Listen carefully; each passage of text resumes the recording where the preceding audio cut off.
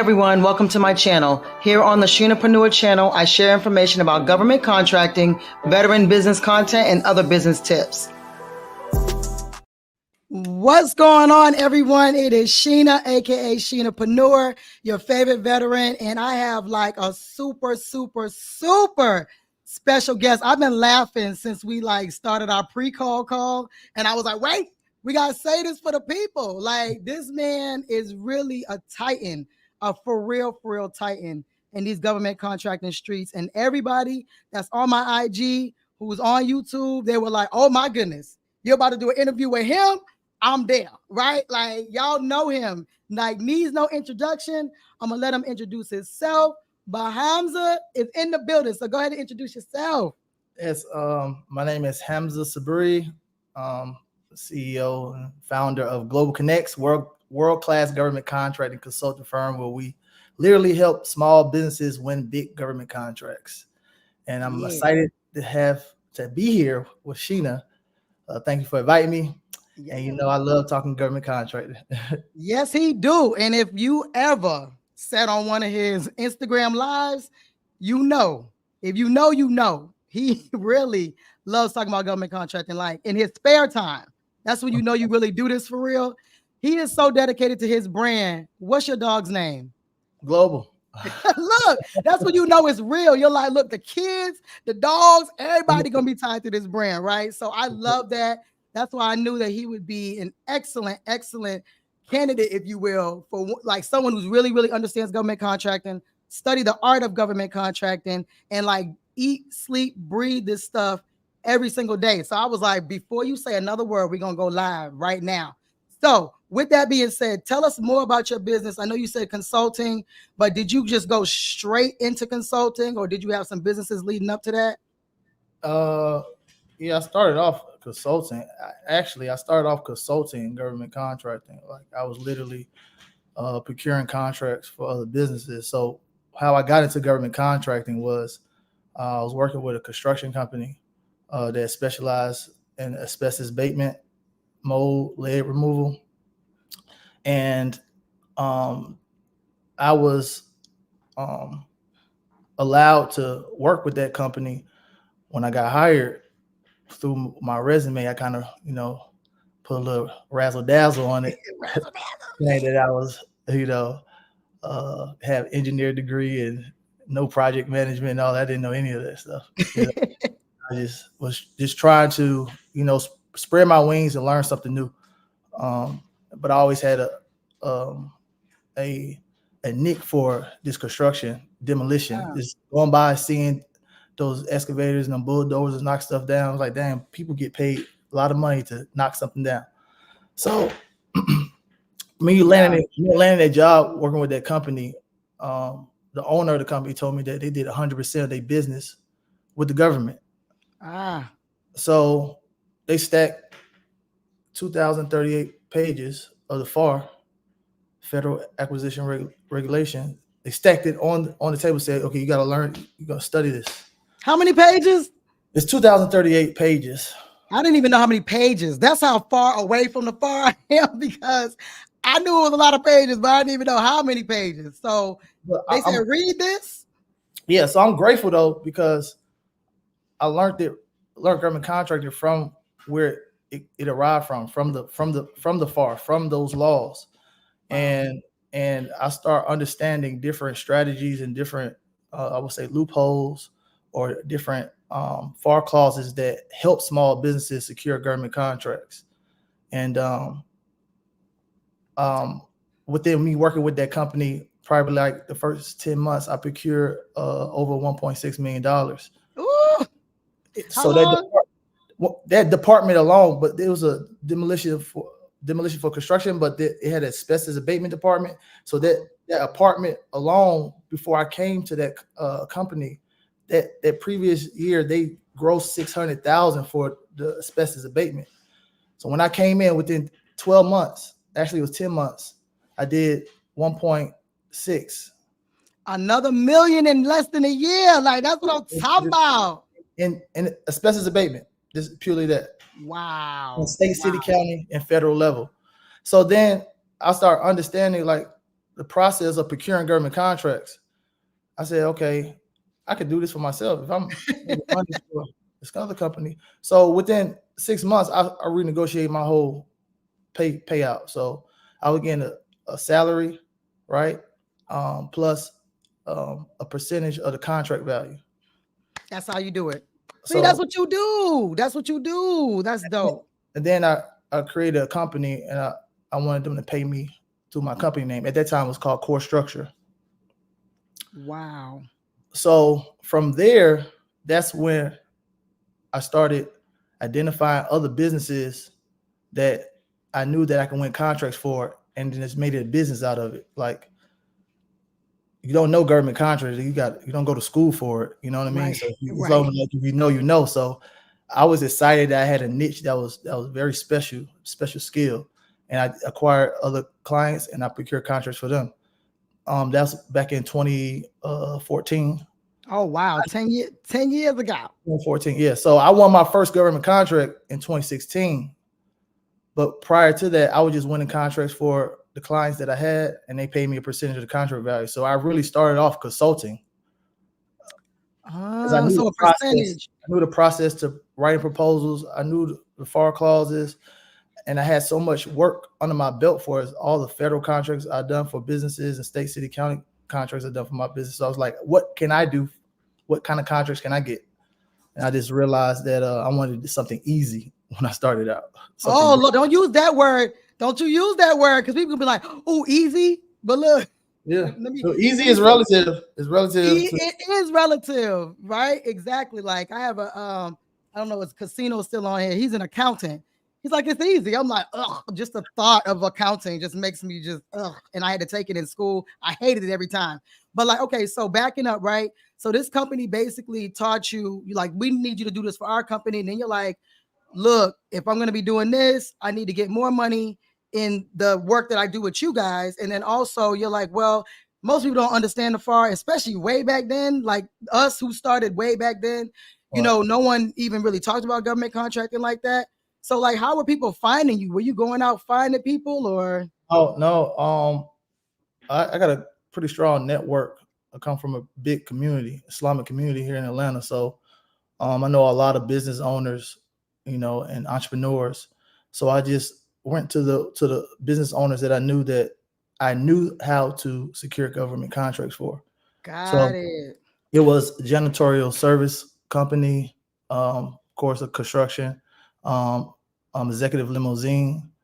There was a roofing company, and the last one was like software, type of work.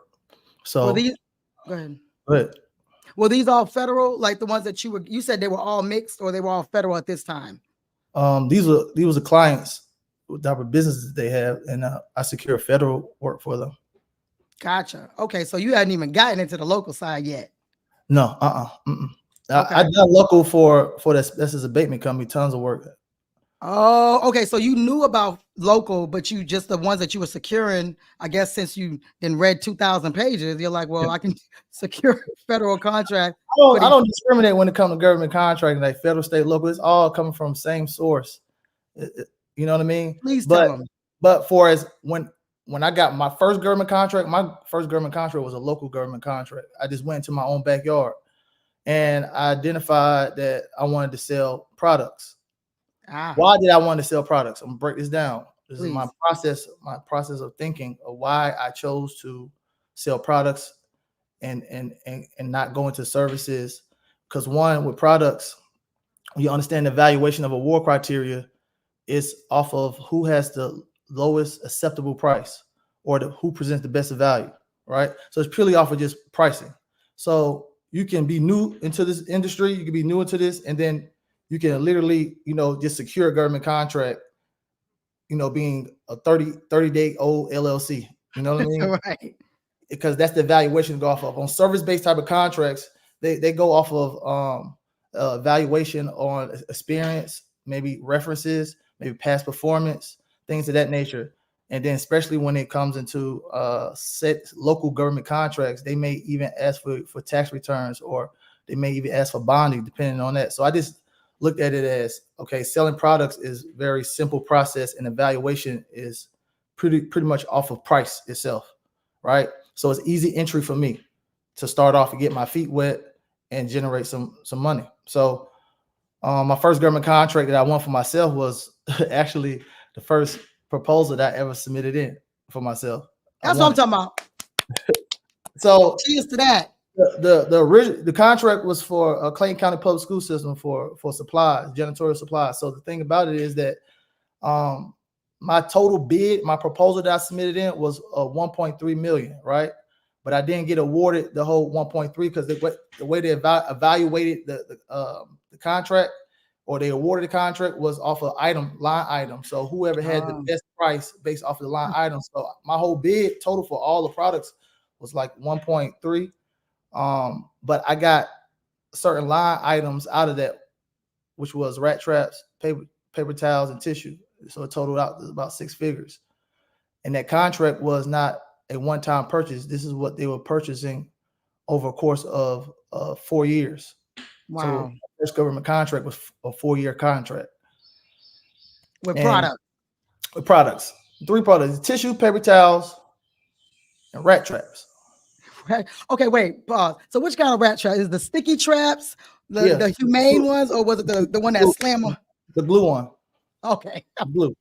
That's just a side question. Okay. Yeah. Wow. Okay, so how were you able to purchase these items? So that's the thing about it. I didn't have the capital to do it, to purchase those up front. So what I went was, I went to the supplier, and I just told them, I was pretty much, transparent. Let them know, hey, I got a government contract, but I ain't got no money, Right. But here's the government contract, can we work something out? So they verified and did their due diligence to make sure that, the contract was legitimate and, wow. and pricing made sense. And they put me on net 30, which is a higher price though. I still made some money. I saved my profits up first year, then the second year I just went back and bought all up front from, and then my profit margins went up like 8-9% because I was buying it up front instead of getting fronted.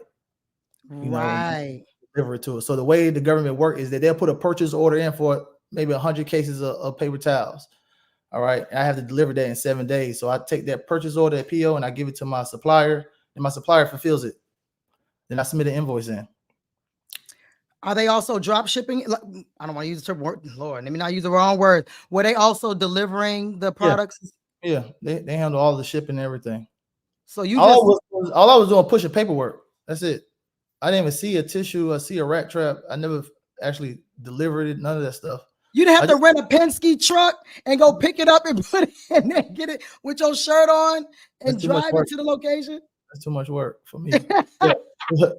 So the email comes in, they send a purchase order for a certain amount of quality of a product. I send that purchase order right over to my supplier. My supplier ships it right to them. The supplier bills me 30 days, net 30 to pay them. I'm getting paid net 10.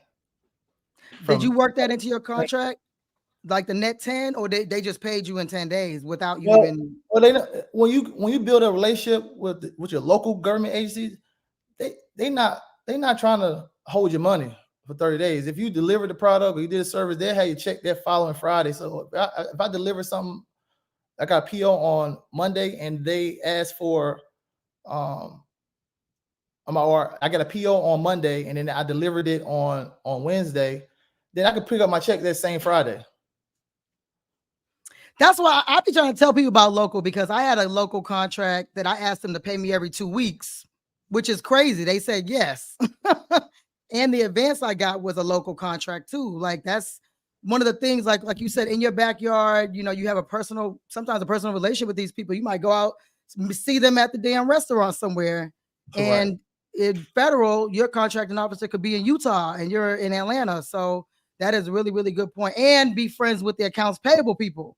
Like, look, I'm a small business. I need my money. Well, within the FAR, you have what you call a prompt pay act. So the prompt pay act, right? Depending if it's under a certain threshold, they'll pay you, within 10 days or less. So because of the threshold dollar amount, they just pay me out. Sometimes By the time I send the invoice, they're like, just come pick up the check. Ooh. I didn't send in the invoice. But that made me build a strong relationship with my supplier because they paid me so fast. Plain County Public School System paid me so fast. And I paid my supplier faster than 30 days. I paid them 10 days. So I built up a reputation and good credit. So now it's like, you know, I get big orders, or I can just say, hey, can you supply this?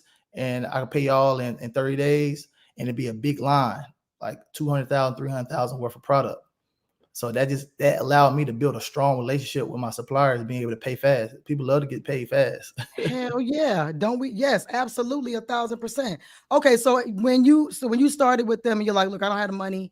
I have this contract. Did they have a limit on, like, was it based on whatever that contract worth was, and then it grew from there, or they were like, you know, after this contract, whatever you want, you can get, no matter dollar amount.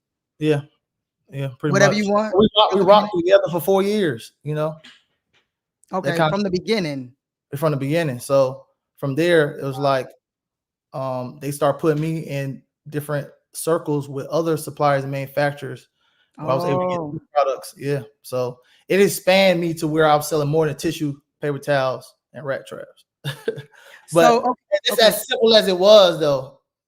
It was nothing sexy or nothing, you know, sound technical, or, you know, it was simple tissue, paper towels, and rat traps. That's it. It got to be hard, though, because they saying it's hard out here. It's what? Make 6 figures off selling tissue. Something that they buy all the time. Yeah. So let me get to that point. So strategically now, okay, I want to sell products to the government, but how do I stay consistent and get consistent revenue from selling products? Because not all product contracts are annual. This was just one that was annual. Most of the time, it's just a one-time buy. So I said, let me focus on selling products to the government that can't non-reusable. Now we get somewhere. Okay. Right, so ink pens, paper, tissue, right? Paper towels, trash bags, right? The toner, these things that they're gonna always re-up on. So it allows me to get more business. That they come back every 90 days, or they just reach out to me. So once I started being a product person, where I was able to get electronics and I'm able to get these products and stuff and selling different type of stuff to the government, they start asking me, local government agencies just across this map, not just here in Atlanta, but across this map, they'll say, we want to get this certain type of printer. Can you get it for us? A printer, like not the toner, but the printer. Yeah. Like those big industrial ones at the office. Yeah, they cost like 30,000. Oh, that's what I was talking about. So do you have go ahead.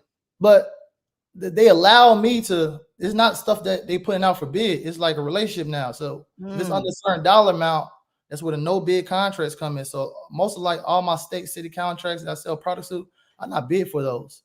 I just do business. That's because I'm marketing and branding my company as these are the products that we sell. This is what we do. And I do such a good job at it that they start asking me, can you get this? Because we don't know. And if you can't get this, can you recommend a company that can get it for us? So wow, it's all relationship within government contracting and just being honest, having integrity. If I tell them no, I can't do it, you know, or I tell them straight up, hey, you know what? I can't do it for that price. I messed up in the pricing on that. We have to. That's after I get awarded. That's after I get awarded, though. Right. So, like, what do they usually? What's usually the sentiment with that? If you're saying I messed up on my price, like you said, being honest, I realize that that's very, very important. Do they say, "Oh, no problem. Let's, you know, what's your new price?" Or well, when it works within the FAR, you have EPA, and it's economic price adjustment. Yeah. So I use that law clause in there to be able to change pricing or increase pricing on contracts where I may not be making as much based off what I budget, and they accept it if it's not crazy numbers. As long as it's not crazy numbers. A lot of us dealt with that during COVID because, you know, the wage went up and stuff like that. So, you know, equitable adjustment, whatever You know, we ask for that. Sometimes they say yes, sometimes they say no. But this, I would assume it's probably a little harder to do that in mid contract. Ours was mid contract. We got a little bit of adjustment. It wasn't that much, even though it was COVID. So you know, it's whatever. It's worth a try. So that's a good point. Like some of us who win contracts and they're like, oh my gosh, Sheena, or they probably come to you too, and they're like, you know, I bid too low. I'm literally going to be paying the government to do this contract. I mean, it's better to just ask if you can adjust rather than, you know, shooting yourself in the foot and, you know, having issues with this contract where it doesn't make sense. Now, some people will do it just to get the experience, but Right. you know your pocket's better than anybody. But I'm just saying, like when I did the interview with the government, just to say I did business with them, we gotta make money. I'm with you. So it goes back to, this is a very important part within government contract itself, especially when you're bidding and submitting quotes and submitting proposals. Your customer, which is the government, they're going to tell you everything they want, how they want it, when they want it, all in black and white. It's very important that you have strong reading comprehension skills, because you can miss a sentence, miss something that could cost you thousands of dollars if you don't calculate it within your budget. So the most important part of solicitation is understanding what they want through the SOW. SOW stands for scope of work, statement of work, or specification of work.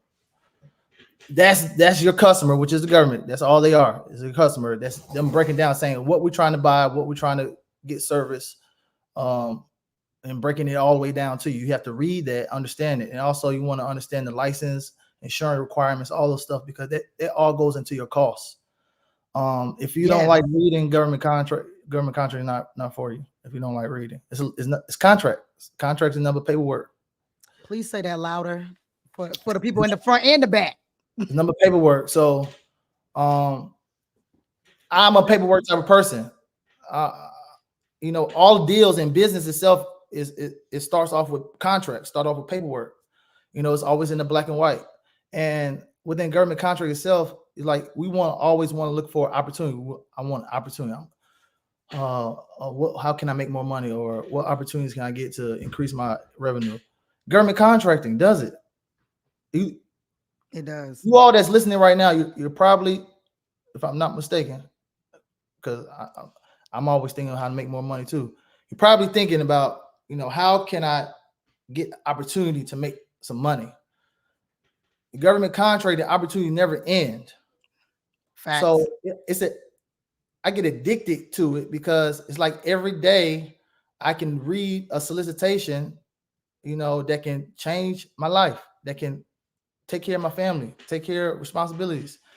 It's that keeps me going, because if you're reading contracts every day, if you're reading over solicitation, if you're reading 6 figures contracts, if you're reading 7-figure government contracts, that's the power of proximity, that you're going to land a 6-figure or 7-figure contract if that's what you're looking at every day. Every day I'm putting myself in a 7-figure environment. I'm reading solicitations that's worth 7 figures or more. So the same amount of work that it takes to secure a $100,000 contract is the same amount of process of work for $1 million contract. The process is no different. Just numbers change. That's all. So that's why I say fall in love with the process, understand the process of securing a government contract, and then it's wash, rinse, repeat from there. It is. And then if you're like going in similar industries, like if you're staying in your industry, I know some people, like, especially if you do products, sometimes you might just do all products, right? Which is cool. Or if you do services, you might do a variant amount of services. We do a lot, but it's still under facilities. This stuff does come very redundant. Now, every solicitation is not the same. Every contract is not the same, but it becomes easier. And so you don't have to make it hard by just trying to learn a whole new skill and a whole new trade and then bidding on it, when you could just, like, there's a gazillion janitorial contracts. Like, we turn away probably 80%. There's just too many. And, you know, some are not, they're not all created equal. Like, for example, if there was something right down the street that like my kids can do and it's 1 day a week, it makes sense if it's a little bit of money, you know, because that's just for them. But if it's important, my team is trying to get to Puerto Rico, but the contract was like $2,000 a year. I was like, we're not doing that. That doesn't make sense, you know, for us. So it has to make sense for you, and you can rinse and repeat, just like he said. You have to find your niche and keep going after that. There's only a few industries where I was like, I don't think I either saw a lot of the contracts for that or there were almost no contracts for that. But other than that, something you learned along the way, you'll be able to, explore on the government side. The government is just your client. Once you find your niche, like that's very important. Find your niche. What I mean by that is have your business set up, knowing what industry your business is in. Not just I have an LLC, I'm doing government contract. Find what lane you're going to be in and focus on that. Don't be all over the place looking for janitorial contract, HVAC, roofing. You're going to put yourself on Sesame Street. On what? Sesame Street. That's what street you're going to be on, Sesame Street. And you're going to be like, why did I put myself in it? This is why you should niche down, because you can make money just selling tissue. You can make money just doing janitorial. But once you niche down, you'll be able to create resources and a network that coexists with your business, and it allows you to grow at a rapid pace when you niche down. But don't go for a government contract that you don't even understand yourself. Like, you're stressing yourself out. And know the ability to assess a solicitation and identify if this is a go or no go. Like, I'm not spending a week on reading a solicitation to figure out if I'm going for it or not. I figured that out in the first 20 minutes. Yes. Where should they go first? If it says that you have to have past performance of at least 3 contracts or 3 projects that's relatable to that, and you don't have it, guess what you're supposed to do? Move on. Like, it's not that complicated. Like, I try to make it simplistic as possible for myself. So it's like when I'm looking at a government contract, and if I can't provide certain requirements, I don't pay attention to it. I just move on, because tons of work out here. You know what I mean? Time management is key, because you don't get paid for reading solicitations. You get paid when you get awarded a contract, when you get some work. So my advice to people that are listening right now is to come up with a system when you're looking through the contracts and identify if you're going to go for it or not. That's crucial in government contracting, and time management is everything. Yeah, stop watching baddies, and you talk about you ain't got no time. I'm watching Love and Hip Hop and all that, and y'all say you don't have no time. Yeah. I don't want to hear it. But the thing about it, government contract, it ain't sexy. Right. For as the process to getting the work, but it's like it gets sexy when you got some work. It does. And got some money, right? That's all. Reading a 100-page solicitation, 200-page solicitation, you'll fall asleep. You look at the ceiling. You got to really, pay attention to the paperwork, because that's where the paperwork is at. The paperwork is in the paperwork. Literally. That's what I'm talking about. The paper. Okay, I'm gonna ask you a couple of questions, and we're gonna go to the questions that are they blowing us up. They blowing us up, and they got some questions. So, where should people go first on the solicitation? Because you mentioned statement of work, and I know I get this question, and I do Control F and do SOW or scope or whatever. But where do you recommend people go first for the go or no go? If you're new to government contracting, all right, do not use Control F and search for anything, because you don't know what you're searching for in the first place. If you're new to it, this is what I recommend. I'm old school with government contracting.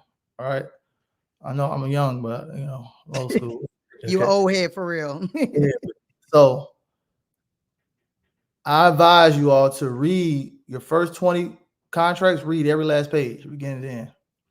All 100 pages? Not all solicitations going to be 100 pages, but I'm telling you, read every last page. I'm telling you to do that. This is why I'm training you. When you read every last page, you read your first 20 solicitations, you read every last page, you're going to start realizing that certain stuff is redundant. You're going to know what to skip. True. If you're reading every last one of them for your first 20, you start understanding, okay, well, I don't have to read these FAR clauses that's in the solicitation. Isn't every solicitation that have these. I can skip that. You can know what you're skipping, then you know exactly what you need to be looking for. That's what I advise you to do. Do not skip or not use Control F and search it, because you don't know what you're looking for. You need to read the paperwork. Yeah. You have to get very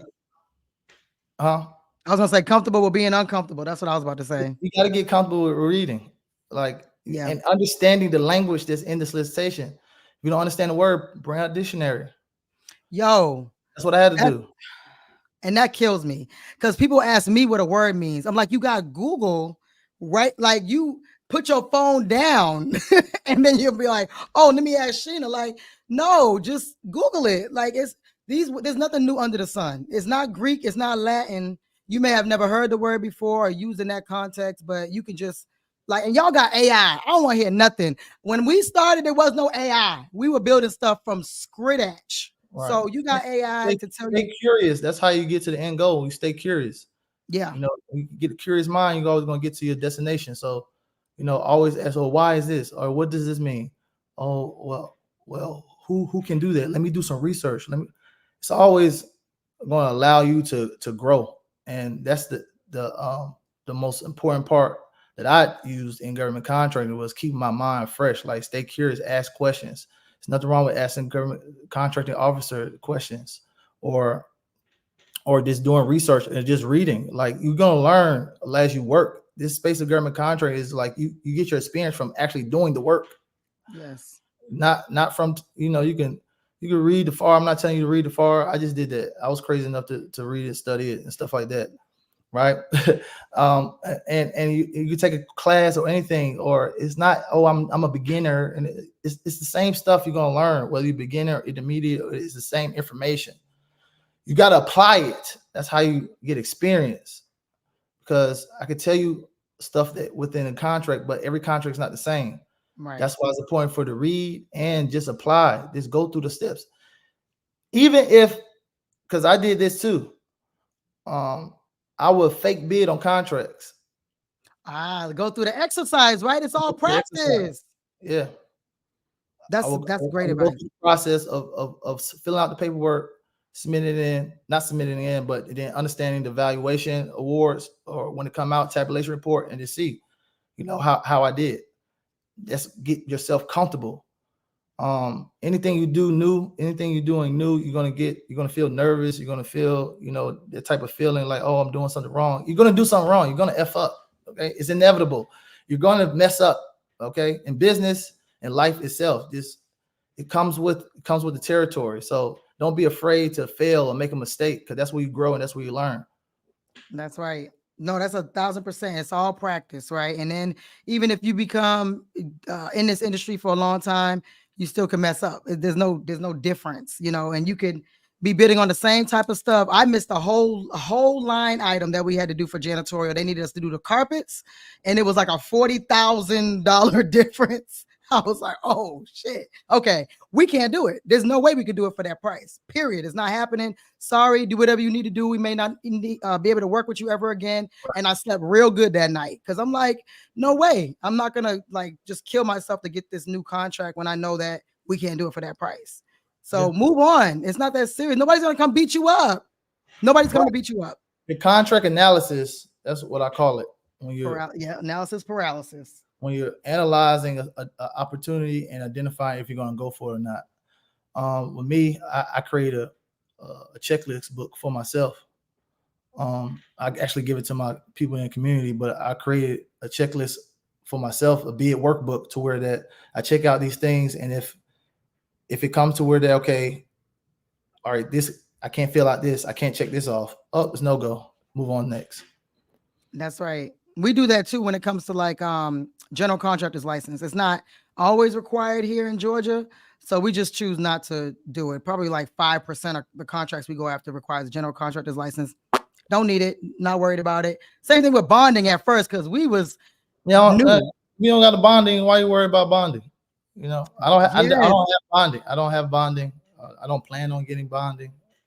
If you don't need it, most federal contracts don't. Well, I'm gonna do a lot of federal work. Most federal contracts don't need bonding.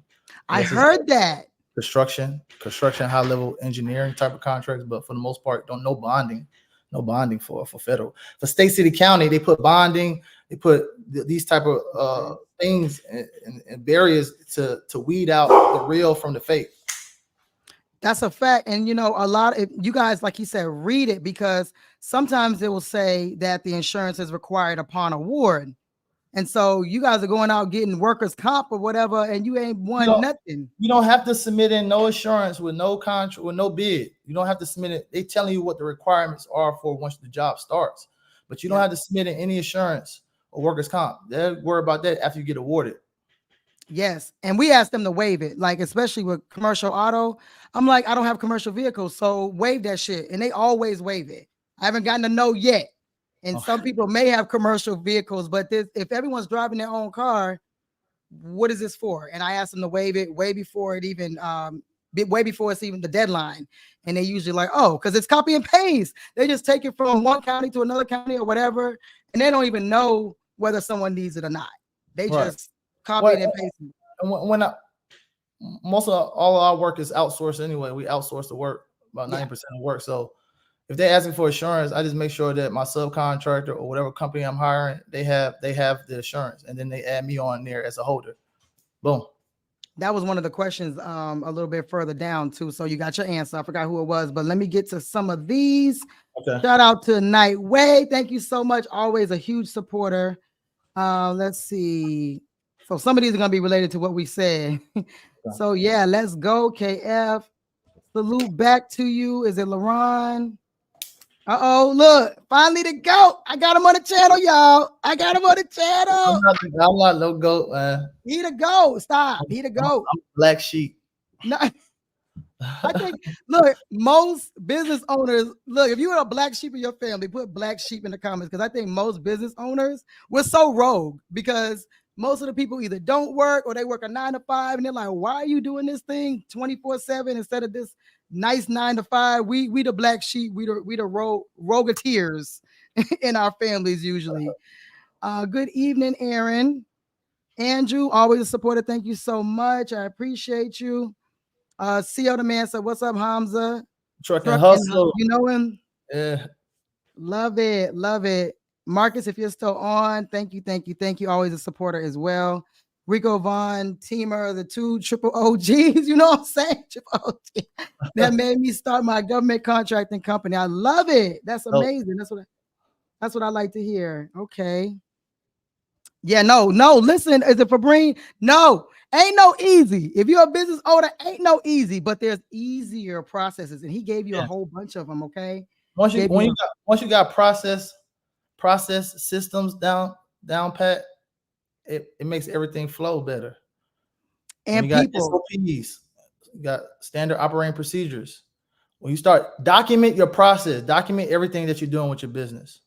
That's very important, because eventually you're gonna, if you're a solopreneur or you're one owner of the company, eventually you're going to grow. Like, you need to, when you're starting your business out, start it if it's a Fortune 500 company. You want to build the foundation strong.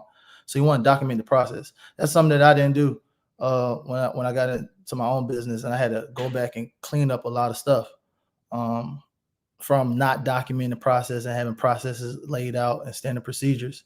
So when we start building on the team, start building teams and stuff like that, you got everything in your head. You know what I mean? And one of the things that really helped me with it's stressing me straight. One of the things that really helped me with that is hiring specifically an overseas virtual assistant. Because if you've ever hired, and no disrespect, because, you know, I've hired virtual assistants here and they were not good either. But like, when the way that they usually have their stuff structured is they're asking, like, what's the next task? What's the next task?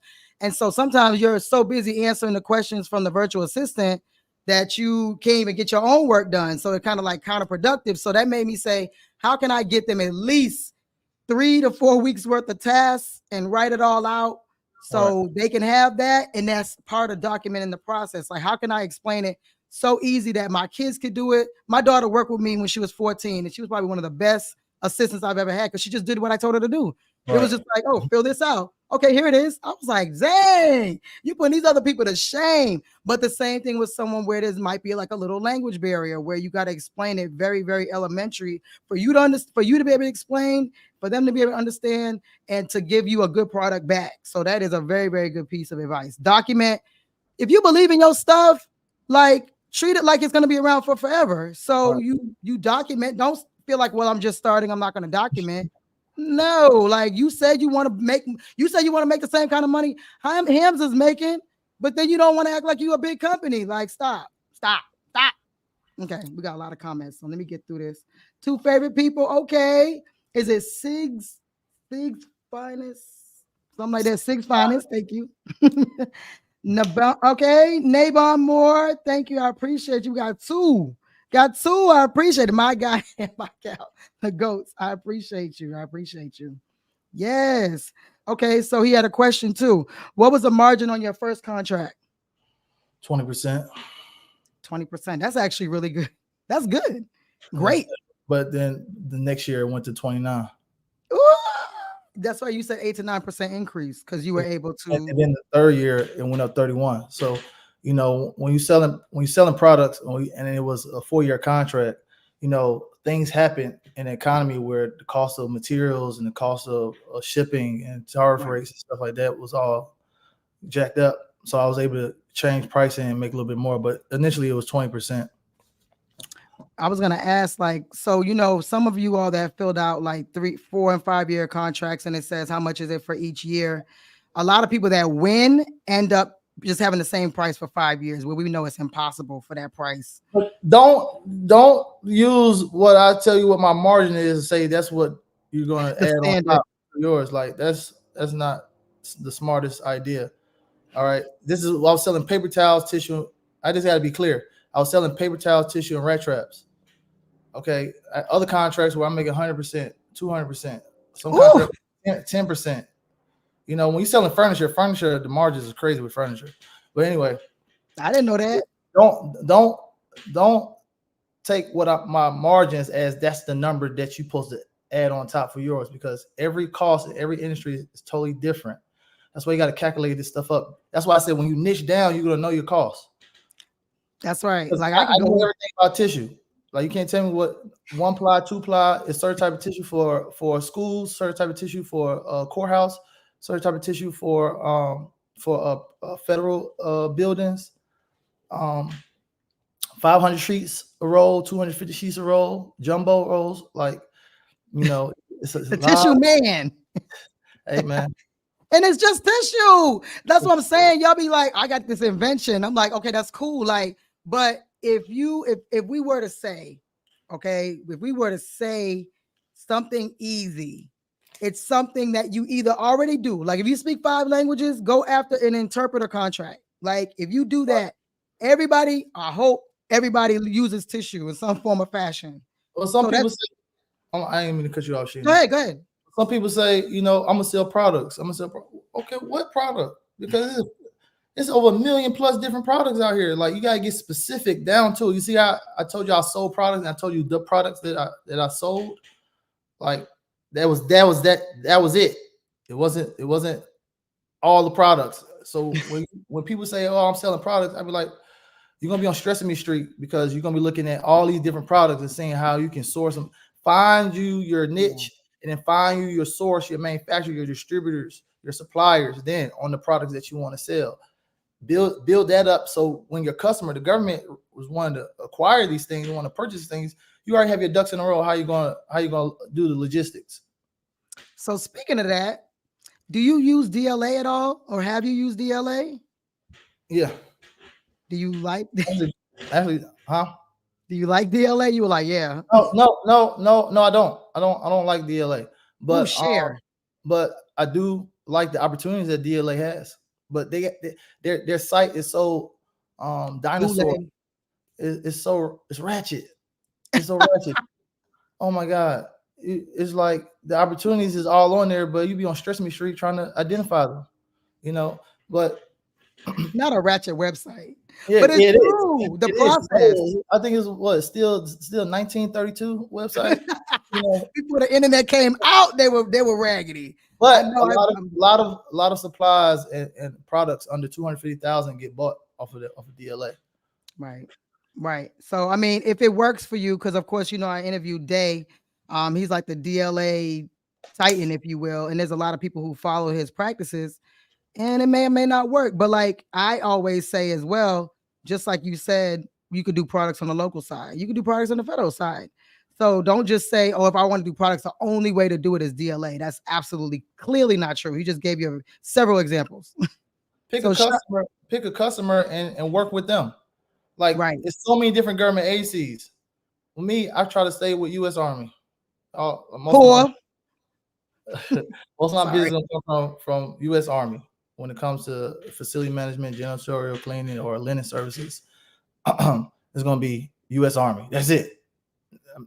Once you get a contract with one base, it's like you use that to go to another base.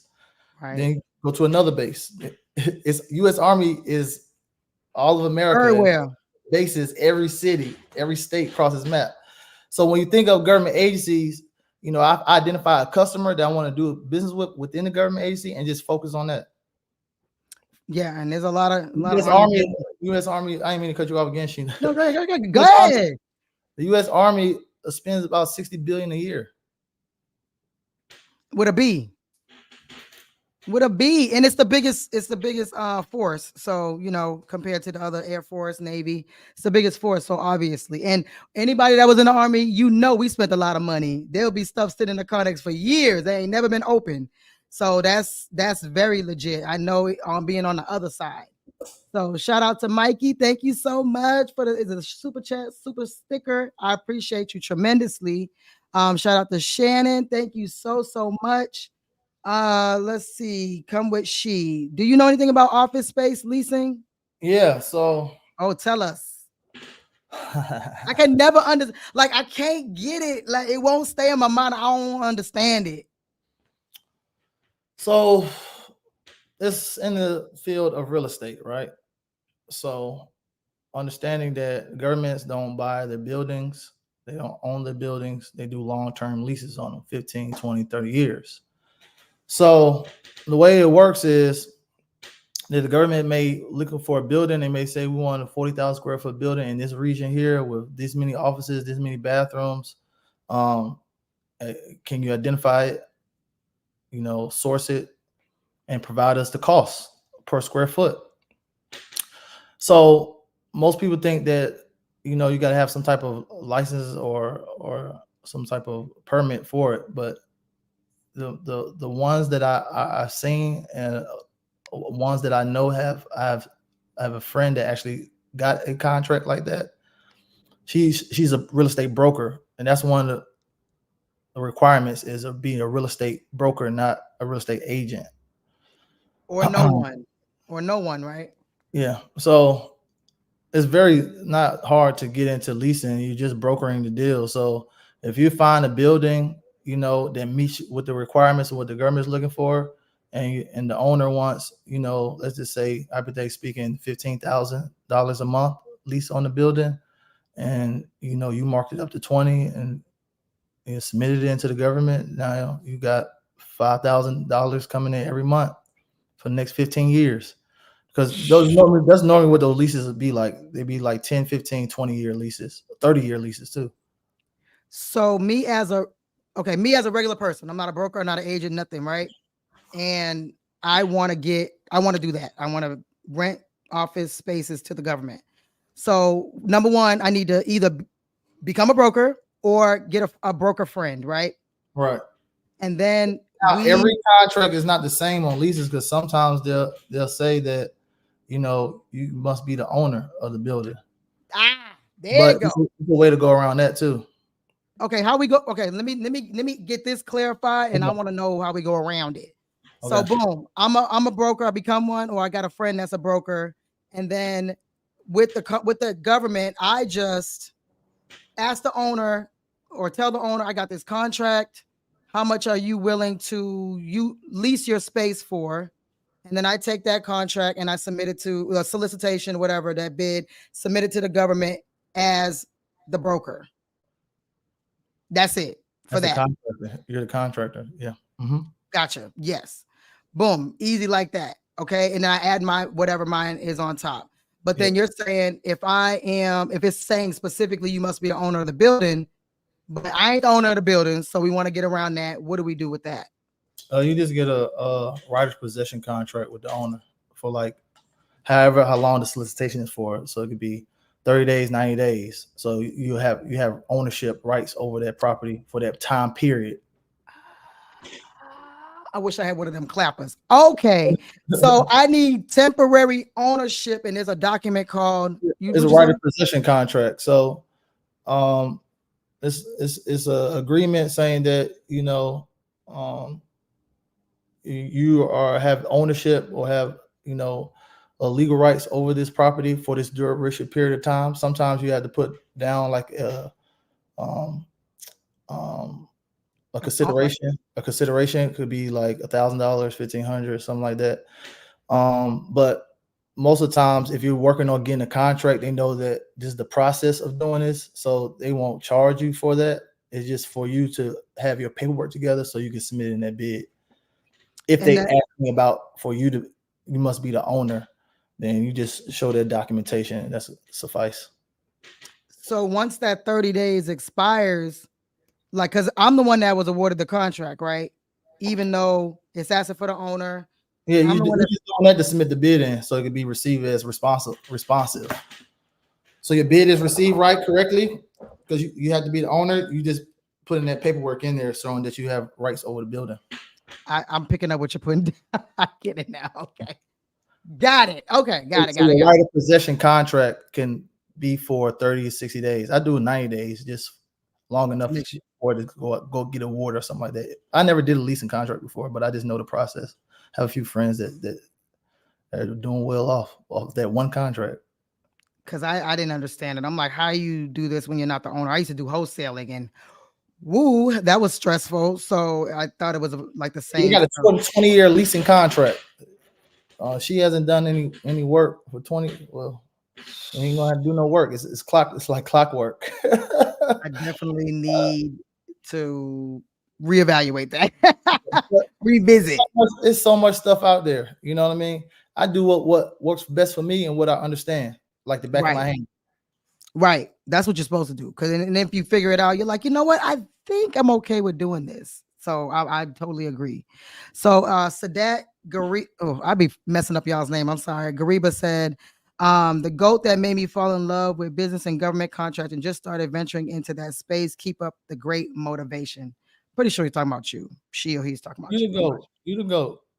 That's you. Like my friend Stephanie, she's like, this is gonna turn into a love fest. We just keep saying how much we appreciate each other. Back and forth. No certifications.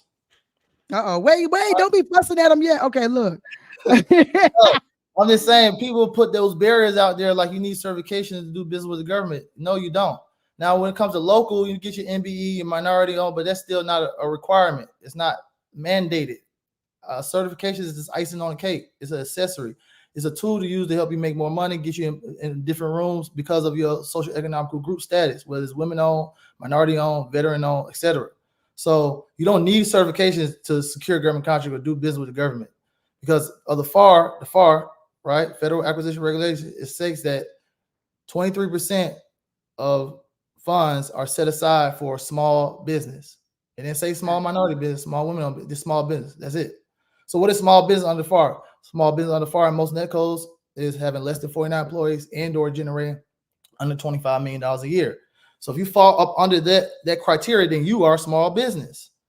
That's all it is. Now, certifications, this create more opportunity, but don't think that I got to get this cert in order to get this contract or do business. You don't necessarily do it because come to think about it, local, state, city, county, their certifications, it may require you to be in business 2-3 years, have tax returns, all those things to get those certain certifications with the city or the state. Yes, Lord. And that's a really, really good point because like some states are a little goofy. You know, your DBEs usually is like state, right? So it's a state certification. There's some MBEs that are state, right? But then you have like the local ones where it's just you're a local business. Like you service that, you're headquartered in that county. And like you said, you might need to be in business for a couple of years. So, or you might just need to check the box. Like there's a couple of counties here where I check off minority, female, veteran. Boom. That's all that I'm certified as far as that solicitation is concerned. So don't let that be a holdup in your industry. You might be able to just do RFQs all day where it doesn't even require much. and you guys are like taking 30 years just to fill out the documentation for these certifications and may not get a single contract based on the certifications. So that is so true. Okay, boom. So Alicia, always a supporter as well. Thank you for these gems. We already talked about the profit you or the percentage you made on that contract. Shonda, a another GovConNOW student. Nabon Moore was also one. It is addictive. Every day I'm putting myself in a 7-figure environment. You're feeding your brain. You're feeding your brain what you want, right? That's what you're supposed to be doing. So, Nadral James, how many contracts do you get each year? I don't know how much work you gonna do each year. He's saying for you. How many do you get? I think. How many contracts do I get? Mm-hmm. It's not about contracts I get every year. It's about making money. So contracts that I do have are been making money for the last 4 years.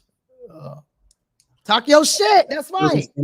Service-based type contracts. So I'm not getting contracts just to get contracts. It's gonna make sense. So I got out of the 6 contracts I have right now, 4 of them expired, 2 going to expire next year.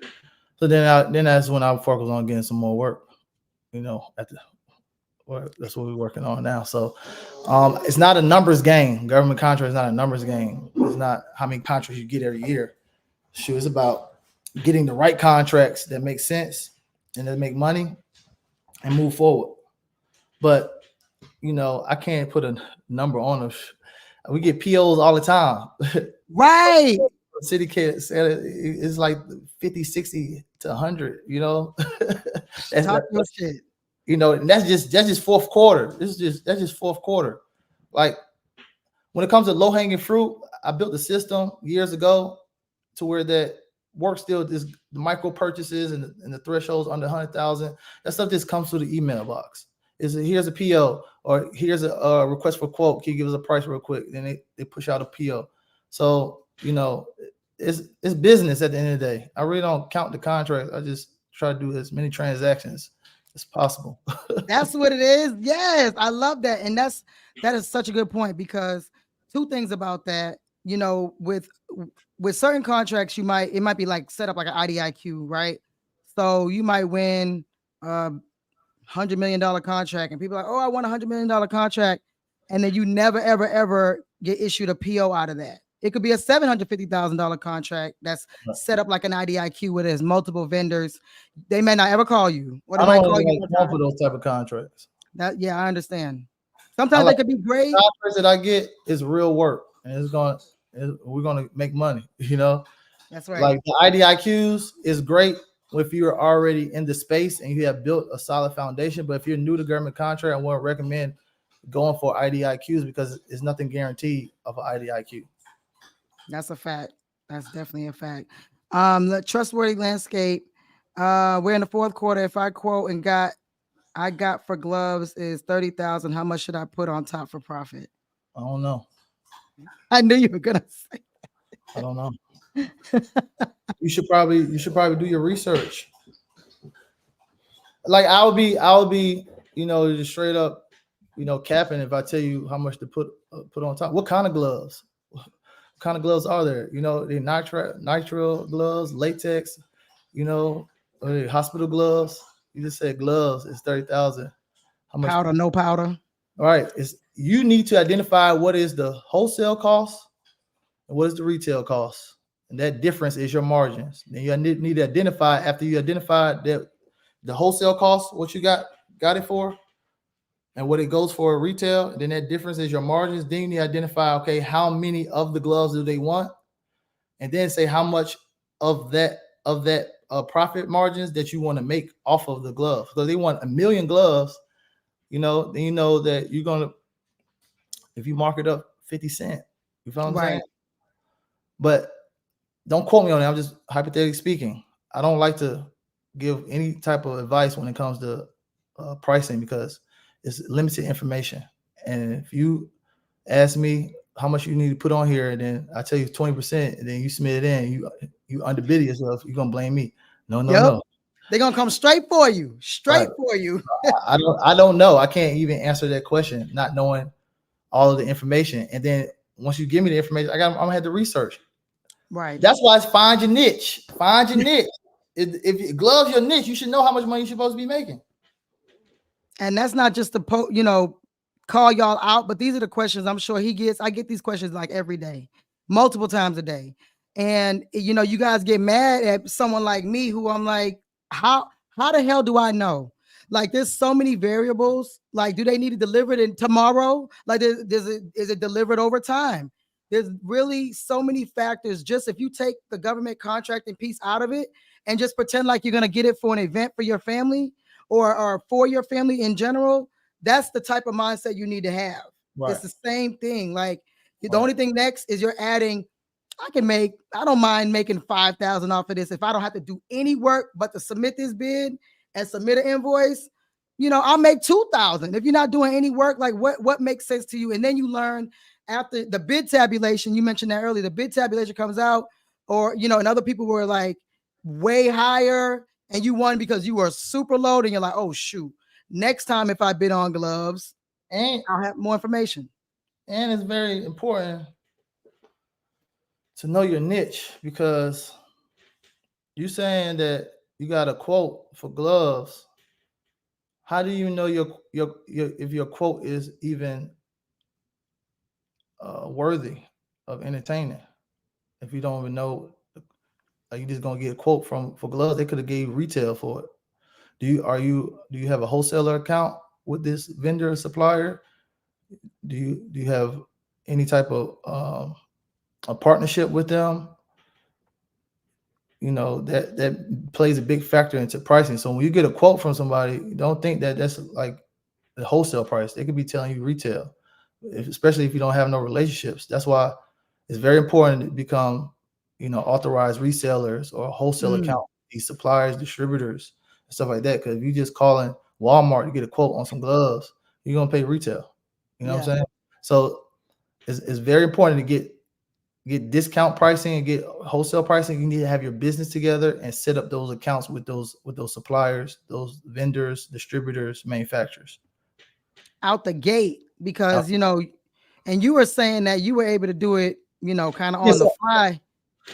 Yeah, but you got to know, like, you're trying to build, and then you're trying to build your business credit, right, guys? So if people come to me asking about business credit, before you need credit, build your credit. That's the whole premise. And some of us have shitty personal credit, right? So you got to find those suppliers that don't require personal guarantee, and then you go from there. Like, there's a lot of ways.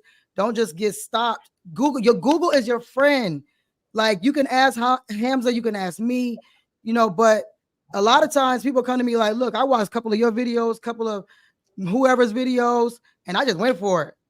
And I'm like, I love those stories. I love those the same way I love my student stories. It's the same thing. We're trying to get y'all to the promised land. We're dedicating our time, like, to show you guys it's not that hard. Now, you got to be a business person.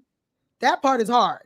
The 24/7 working and all that kind of stuff, but you got to be rogue like we are. You got to be the black sheep like we are and really love this process, no matter whether you're selling oranges on the street or selling rockets to NASA. It does, it's all like, I love this. Whatever it is, I love this, and find your thing.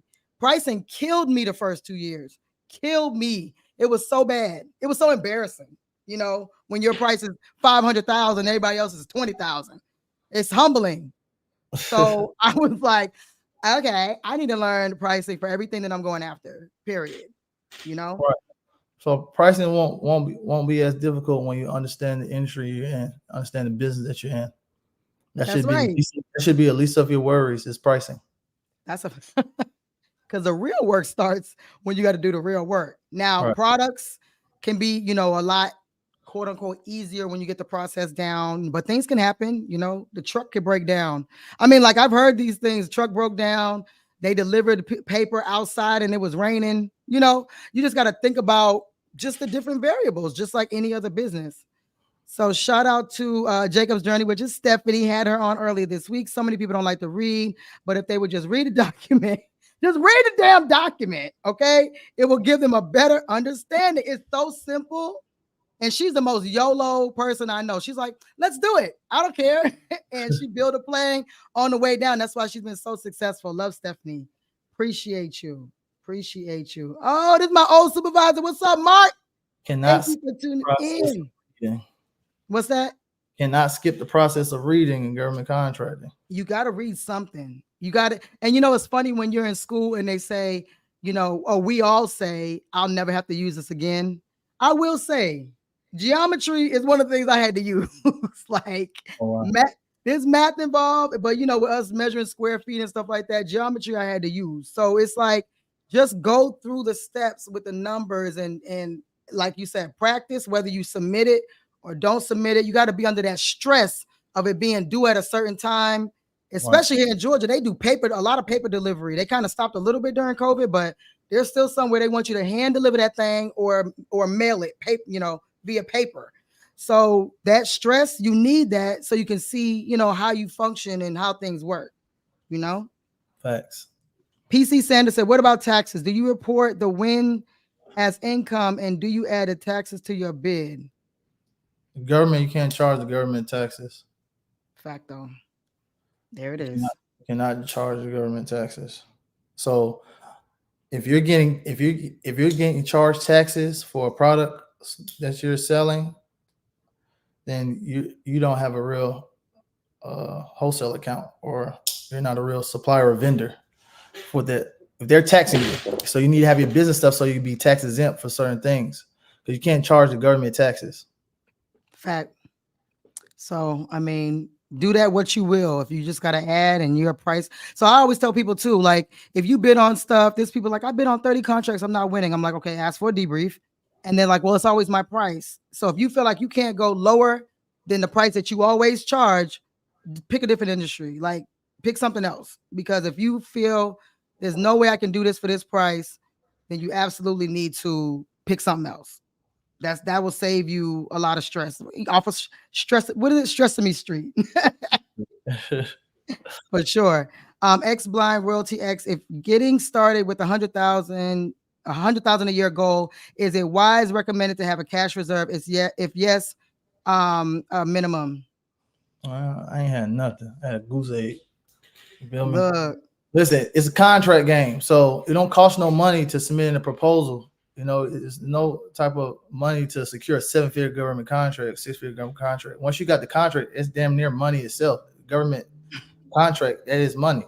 So when it comes to financing it or getting budget for it, so you could do the work, you know, that'll be the least of your worries once you got the contract.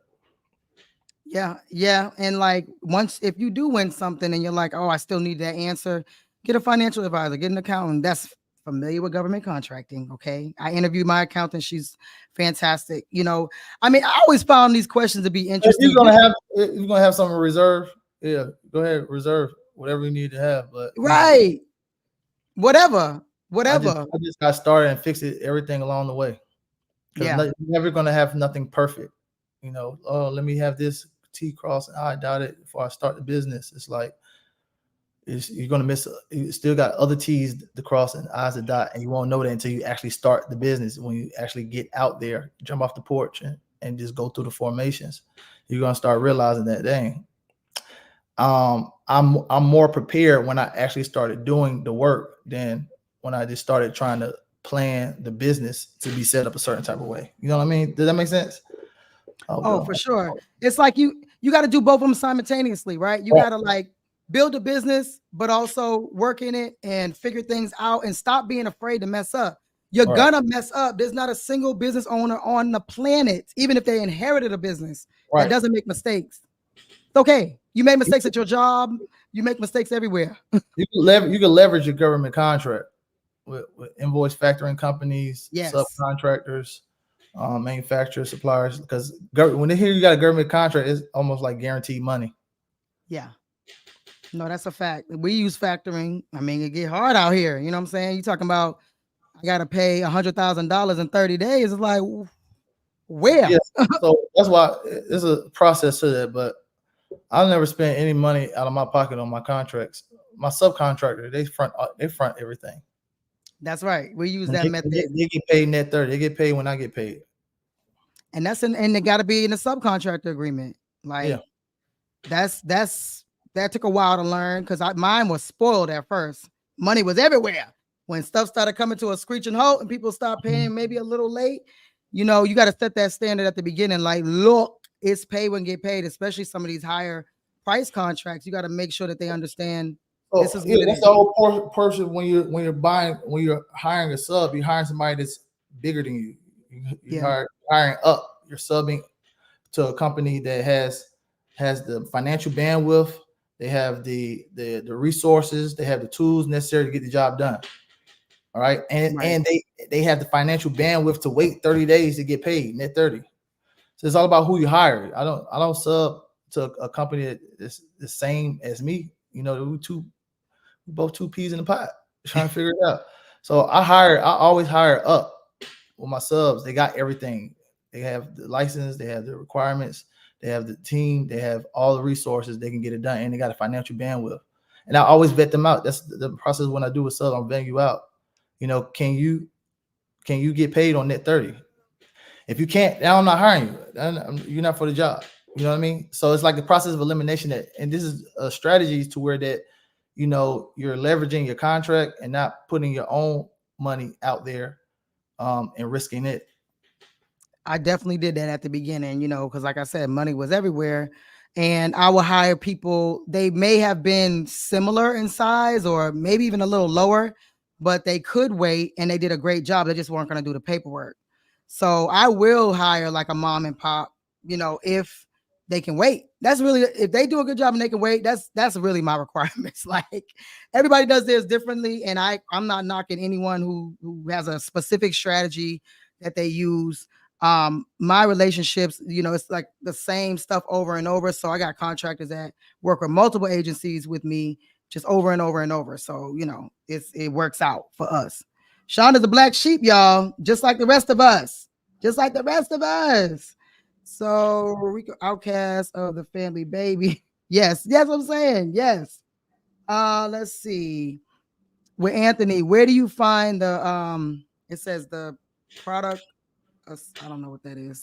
Do you know what that is? Where do you find the question of product? I don't know what that means. Sorry, we don't know what that means. Let's see. Oh, he changed it up. Okay. Where do you find the product contracts? They're everywhere.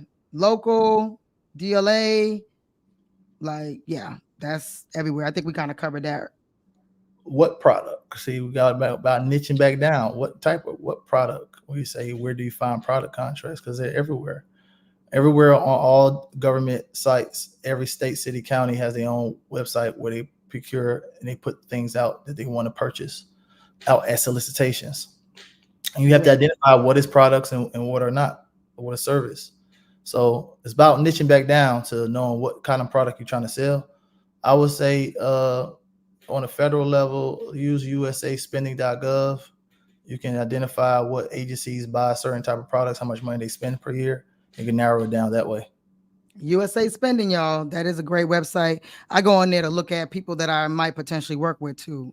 Other companies to see if they got any loans or debts, federal debts, just to see. Like, just look up the company. I found some, other contractors that I wanted to work with on USA Spending as well. So just, something to do. So Simple Valet said, yes, sir. Hamza, Sheena getting the real ones on. That's right. The ones who tell the truth out here. If you want to be coddled, go somewhere else. We don't coddle. We tell the truth over here. Okay. Let's see. Chrissy said, how can I get the bid workbook? Okay. We're going to put it in the description. Can we put it in the description afterward? You can get all that. I don't sell those products. I give it to the people that's in my community. So can we put the community link in the description after? Oh yeah, sure. Okay, so we're gonna do that. Okay, shout out to Mercedes. I have finally niched down. I know this was a question earlier in the week. So I have finally niched down to real estate and facilities maintenance, but I've been told I'm limiting myself by doing that. So I'm struggling with my decision. Mercedes, you know me, so I'm not even gonna answer that. What's going on? What thoughts you got right now? She said, I have finally niched down to real estate and facility maintenance. but I've been told I'm limiting myself by doing that. So I'm sure. Who's telling you that you're limiting yourself? Is somebody worth listening to? Oop. I'm just saying. There's like so many things in facilities maintenance. In facility maintenance, is so much stuff that goes up under that umbrella of facility maintenance. If anything, I say you're doing too much. Real estate and facility maintenance. Agreed. Focus down on one thing. Facility maintenance. I agree. Because there's tons of opportunity within that. But you're not limiting yourself. You're not never limiting yourself, or don't think that you're missing out on something. Work with what you have on your plate. That's right.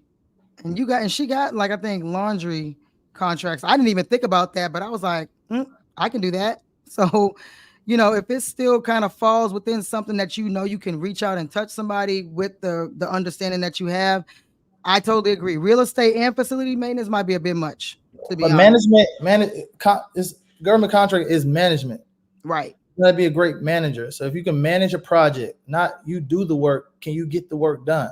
Can you facilitate the contract? Can you manage the contract? Can you get the appropriate team and the appropriate people to execute and do the work and manage them? That's what it takes in government contracting. You're doing mostly project management, contract management type of work. That's right. Totally agree. Nothing I do is in-house. Outside of procuring, writing the proposals is done in-house. We get the contract in-house, but everything is outsourced, subbed out. Right. That's the actual official name, is outsourced and subbed out. We don't use any other words over here. Okay. So it's still management of what, like, something that you're familiar with. He understands, at least if he's going after something new, he's going to understand it before he manages it. Not just like, oh, it's rocket ships. I hope the sub knows what they're doing. I don't understand why y'all think that that's okay, because that makes my nerves bad. I guess I'm a control freak or something, but I need to be like crystal clear that I know what the hell is going on. This is my name on the line. This is your company's name on the line, and you bidding on something in Alaska, and you don't even know whether the sub even showed up to work today, because you just throwing something up against the. Don't get me started, please, y'all. Don't get me started. Downrange Evolution said, "Hello, mentors. What are your thoughts on bidding on international contracts?" That's a good question. If it's government related, I don't see no problem with it. Well, I've done a few international projects. I sold some iPhones to the U.S. Embassy in what was it, Belize, if I'm not mistaken. Ooh. Well, I just shipped it out there. Whatever the shipping cost was, international cost was, to ship it out there. It went to a certain contact COR there, and then they make sure that they gave me the proper logistics and the proper coordinates to where it goes to them, to where everything was a safe logistical route. But I don't discriminate any government contract, But I would have made that trip though. I would have made the trip to Belize. When you're doing international contracts, depending on what type of contract it is, if it's service, based or it's product based, you may have to actually be there if it's service based, or you might have to employ people within that country. They may have that clause in there too. It depends, but it's whatever you're comfortable, whatever your comfort zone is. No, and notice he said embassy, right? So to me, yes, you do just like, I don't know, straight to the country. I don't know if I'm even saying that right, but there's embassies in every country, just about every country, right? Just about our allies. Right. So, and we started researching some of those. Jamaica didn't answer. They don't answer properly. I don't know if they on like no worries man time. I'm like, yo, what's up? We registered as a vendor. We trying to get over there. But like every country pretty much is going to have an embassy, a U.S. embassy. And you just said that they told you exactly where it needs to go. Like they're helping you help them. So it's the same thing. It really doesn't matter if it was a U.S. or the U.S. embassy in another country. The process is the same. It's just the price is going to be a little bit different, Right.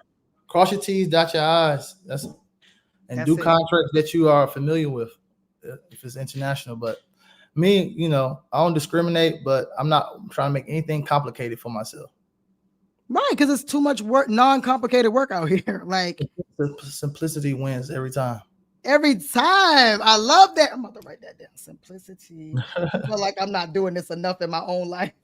Wins every time. Okay. So the next thing, Denisha Stewart said, do you guys have a bidding calculator or formula? That's a great question too. Yeah, I do. For specific type of industries. Okay. So for janitorial cleaning, I have a certain formula that computes the bid and the cost and comes out with the cost based on the formula that I created on Microsoft Excel. For the products that I resell, yeah, I got a calculated formula for that too. So I'm old school. I built all my formulas for my industry. It's no type of software you just buy and you could put in any type of cost in, and it comes up with your. I literally take a white piece of paper and a pen, and I'll really write out everything when I'm bidding, when I'm calculating up, cross the T's, dot I's. I don't use any type of software outside of the Excel formulas that I make for that particular industry. I'm the same. Like I'll pull out a pad or I'll use the notes on my laptop, like as to keep track. Especially it's like, okay, it's a per hour, per square foot, that type of thing. But that's for my industry. So like I find, because I did this at the beginning too, I'm searching for the perfect software, right? Ain't none. I haven't found one yet. There's some that help you with solicitations as far as like knowing when they come out. But as far as like a perfect formula for every single thing in government contracting, if you find it, tell me, because I haven't found it. It all depends on your industry. Exactly. Then you get a calculator based off of that. Exactly right. Your formula, but it's best to know how to budget your own costs, budget your own project. Especially in different areas, because if you're in California and New York where it's higher for the wages, and I give you my formula for the South, it ain't gonna match up. The math ain't gonna math. So Fabreen, is it Fabreen Joseph? Watch my videos, appreciate that. And you found something you could bid on. I love it. Jump off the porch, like he said, do it. Practice. It's okay. This is one of the few, I'm gonna say this. This is one of the few industries you can get into and do it for free. Like, there's very few. I done it all, y'all. Like, I had over 35 jobs. I've had a gazillion businesses. I done had MLMs, all of that. And you got to pay into every last one of those. This is one of the few industries where you don't have to buy into it. Now, if you buy a course or whatever, I got you. But you can literally go to YouTube University, the SBA website, so many other free resources, have a conversation with somebody. And speaking of that, Dr. Jeff Person was the first person I talked to about government contracting. He was so generous with his time. I just put in Facebook way back in the day, right? I put in Facebook, government contracting, and everybody that had a post about it, hey, so my name is Sheena. Most people gave me their ass to kiss, but it's whatever. Dr. Person talked to me for like 2 hours, and he was so like real and transparent. He was like, yeah, I had these contracts, and me and my partnership, it broke up. That was the end of my contracting journey. I was like, and that was it. He's back on it now, but it was so funny because he's like, what's the big deal? Whereas we're going to be like, oh my goodness, I'm a failure because this didn't work and that didn't work. And everything is contract specific. So there's a few people I know that had 2-3 year contracts. And at the end of it, they were like, I'm done with government contracting at the end of that contract. Cool. It's no problemo. You're building a business, right? Once you learn the art of procurement, it's like you get business at will. Yeah, that's true. Yes. So I think we kind of come with I believe we answered this. What type of contract do you recommend if you don't have any income? Something that you can just, broker, if you will. That's what I would think. Is it Shira Lewis? I was told the wait list is over 8 months for the SBA certifications. It's not. I know they just redid the website. I don't know about 8 months. Well, I will say the woman-owned certification was pretty much like if you submitted in March, they started going through the review process, I think in October. So there was a little wait there, and there was an issue with the 8A. Not issue, but 8A was on pause for a few months last year. So, just throwing in. Still submit it in. Right, because when it opens up, you already in there if you got the time. Yes, we are candid. We trying to do this. We trying to do this. There's like so many of these. Shout out to MC. Thank you so much, so much, so much. And then Eric R said, how do we become wholesale distributors with companies? You got to reach out to them directly and find out what the requirements are, because every manufacturer distributor have different requirements. Right. Especially when it's like a no personal guarantee, they may only let you do $50 to start with. Like you can only buy some $50 and then you continue to buy and it grows from there. Or like do what Hamza did and bring them a contract like, yo, I got it right here. You know, yeah, it depends, but you know, for like I had a strategic plan to where that I realized that government agencies are purchasing all of these different type of electronics from these major brands, electronics, Panasonic, Samsung, Autobox, stuff like that. So what I did, I became an authorized reseller for those major brands. So you went directly to the brand. Yeah, so I became an authorized reseller for Samsung, authorized reseller with Autobox, Sony, and that put me in a strong position because now I'm a small minority-owned business that's authorized to resell these products that y'all buy all the time. So this makes it more of a value reason to just buy directly from me. Don't even put this stuff out for bid. Ooh, no, that's right. Okay, so that I hope that answers. You got to go directly to them because you know those become a wholesale account or reseller with manufacturers or distributors. They have their own process. Oh, that's right. That's right. Okay. So Nightway, how do you pitch to a distributor who is potentially maybe bidding on the same niche or items that you are? Good question.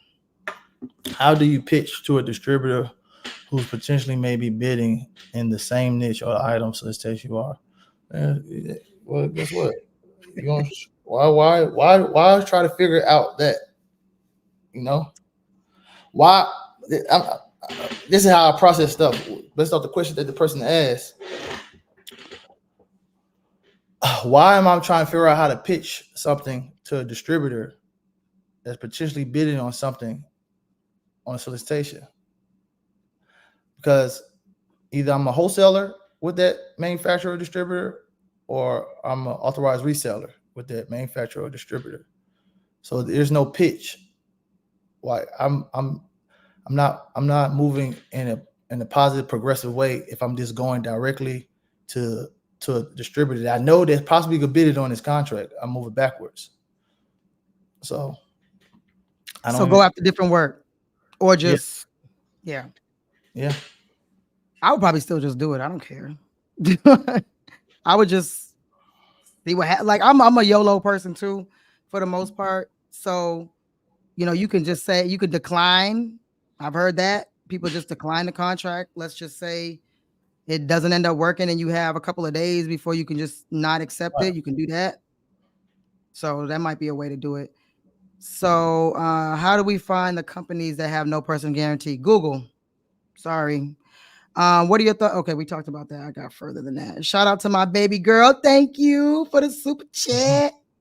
Appreciate it and appreciate you, Eric, tremendously. Oh, he asked it a few times because we didn't get to it.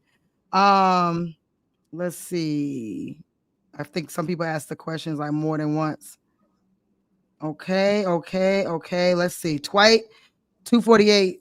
Do you have a script you use to call subcontractors? I'll let you answer that.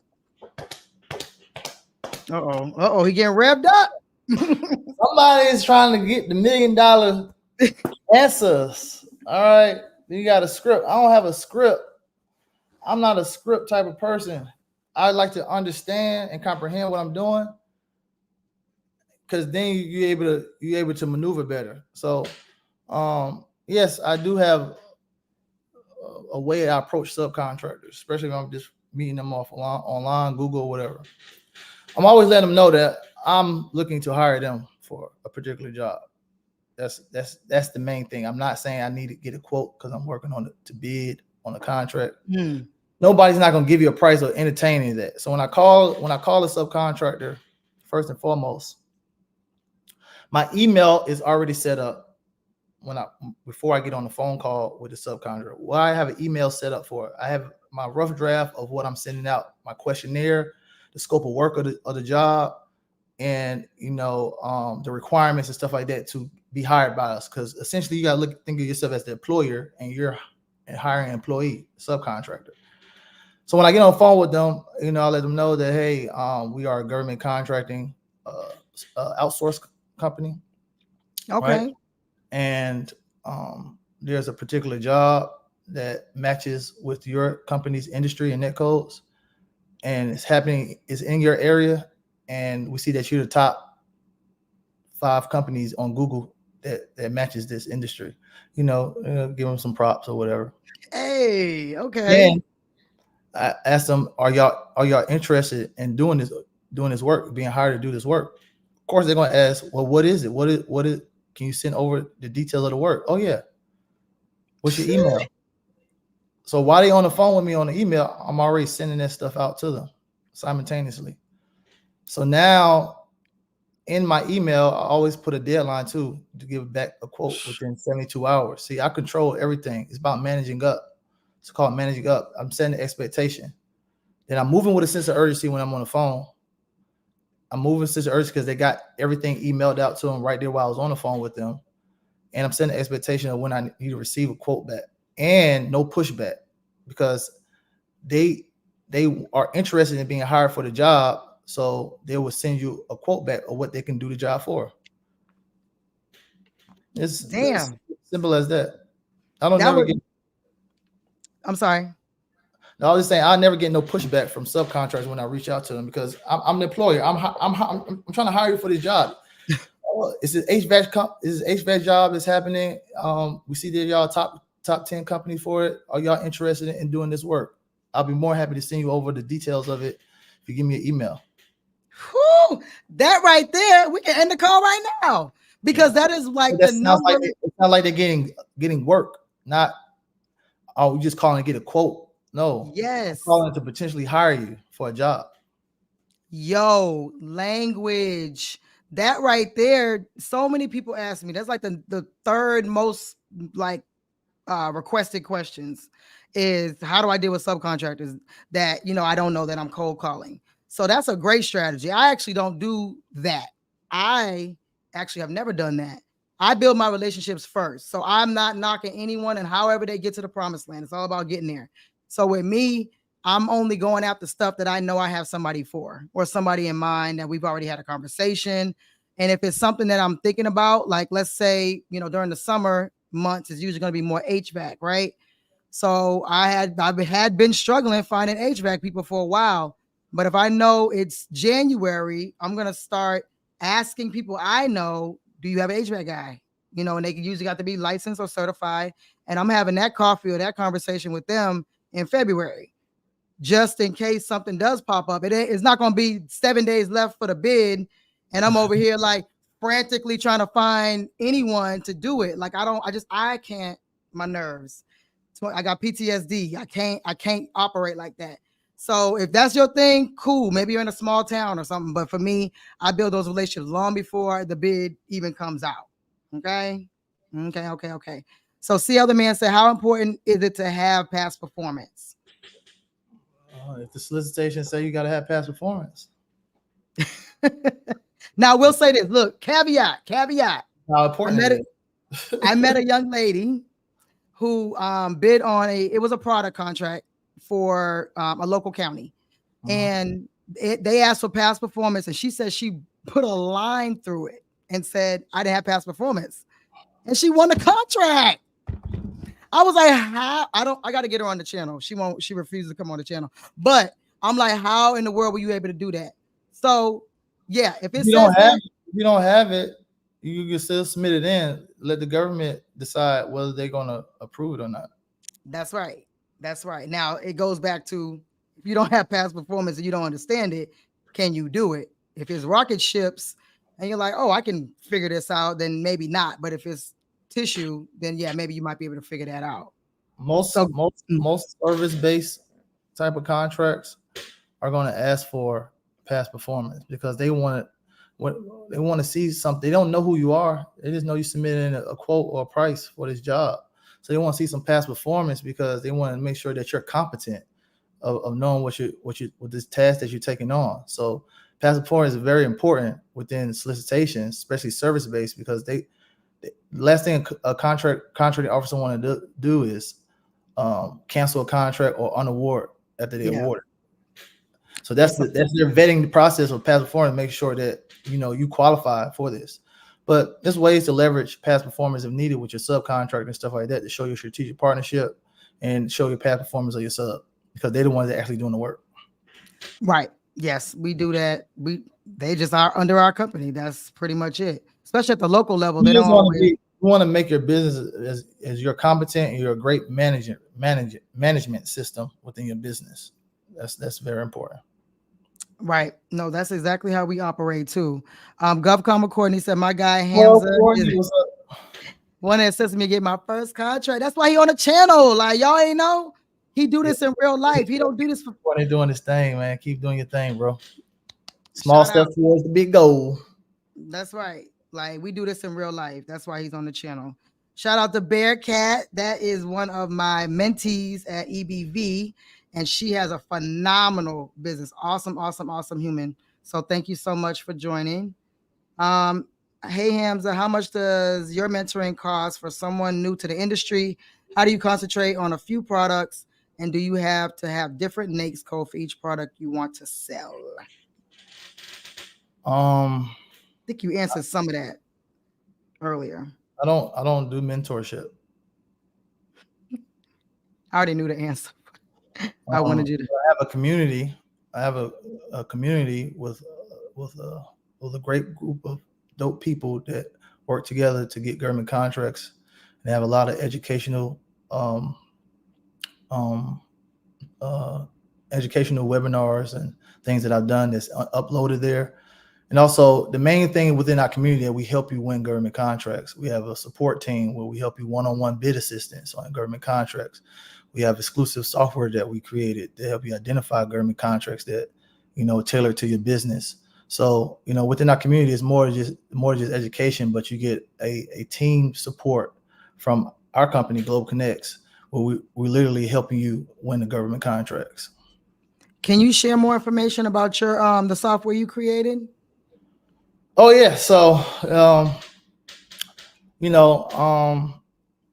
I spent a couple of years trying to identify, a process system to make it more streamlined within government contracting. And I understood that the process that it takes, the time-consuming process it takes to find the government contract to bid on, not bid the contract.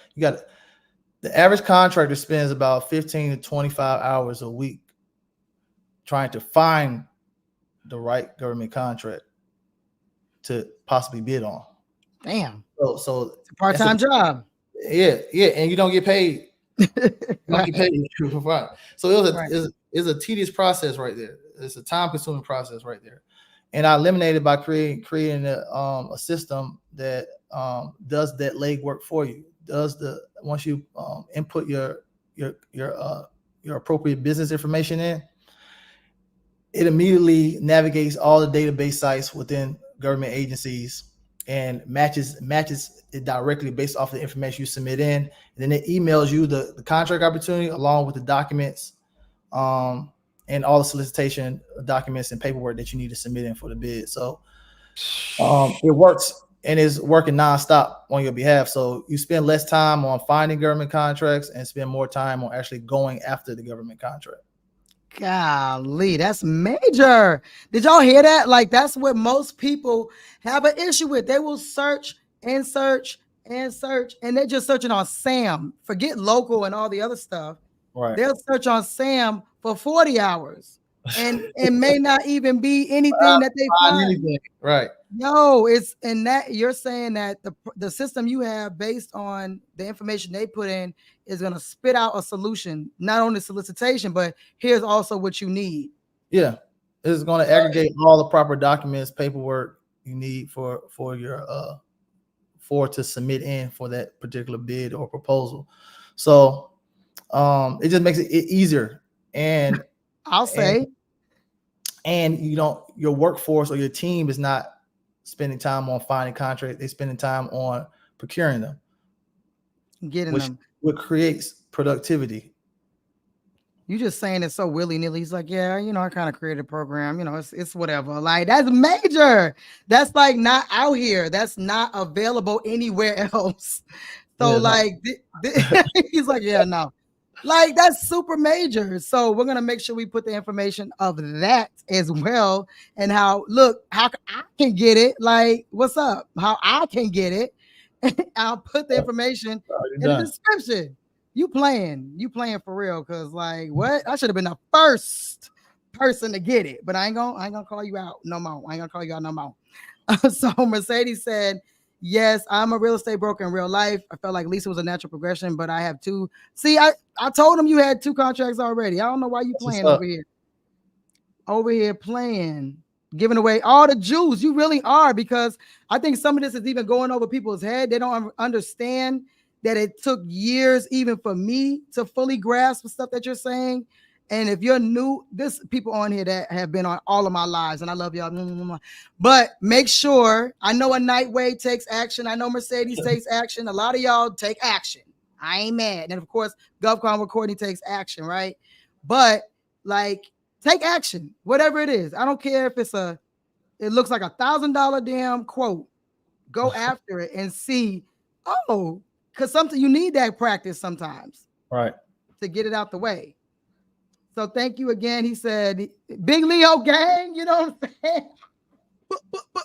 Yes, it's Leo season. And look, my birthday is August 22nd, so y'all start saving your money now, okay? All right? Make sure y'all see me and hear me. Birthday is August 22nd, so don't play with me, okay? Don't play with me. Big Leo gang dropping bombs on us. Yes, for sure. Try to partner if possible, move on. Yes, if you can't, like, it's not the end of the world if you miss out on that opportunity. I guarantee there will be another equal or larger opportunity. And networking, because some of my biggest contracts came from someone that knew that I did janitorial, and they connected me with someone else that needed a subcontractor, and the subcontract was bigger than some of my prime contracts. Everybody thinks that federal is the largest. No, there's multi-million-dollar contracts on the local side. I don't know where y'all getting this from. Okay. Most definitely. For sure. Thank you for this big lecture. Yep, correct. Yes, he's the GOAT. You are the GOAT. Okay. So Twilight asking me a video on invoicing. I might do that. So trustworthy landscape, how can you use a capability statement to help you win government contracts, and how important is a capability statement?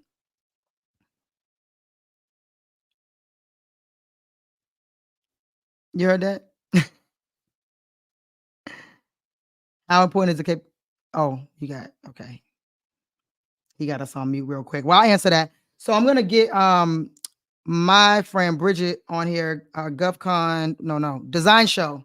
We talked about that in a previous video, and she's really, really good when it comes to capability statements. So I'm going to get her back on here so she can share her program.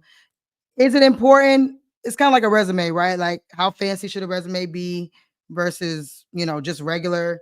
So should you have it? Yes, because you can easily find something similar to your industry and just copy and paste, until maybe you want to get a nicer one, a prettier one. They're important if someone asks you for it. The government doesn't typically ask you for a capability statement. We usually include it in our proposals sometimes, but other companies usually do, like peer companies that I want to partner with, or larger companies, whatever. It's just a good, colorful resume, if you will. Did you need to add to that? Are you still? Yeah. So how can your capability statement? How can you use a capability statement to help you win government contracts? Well, capability statement is marketing material. That is how you market your business to government agencies. So your capability statement shows all your core competencies, your past performance, your ongoing performance, your skills.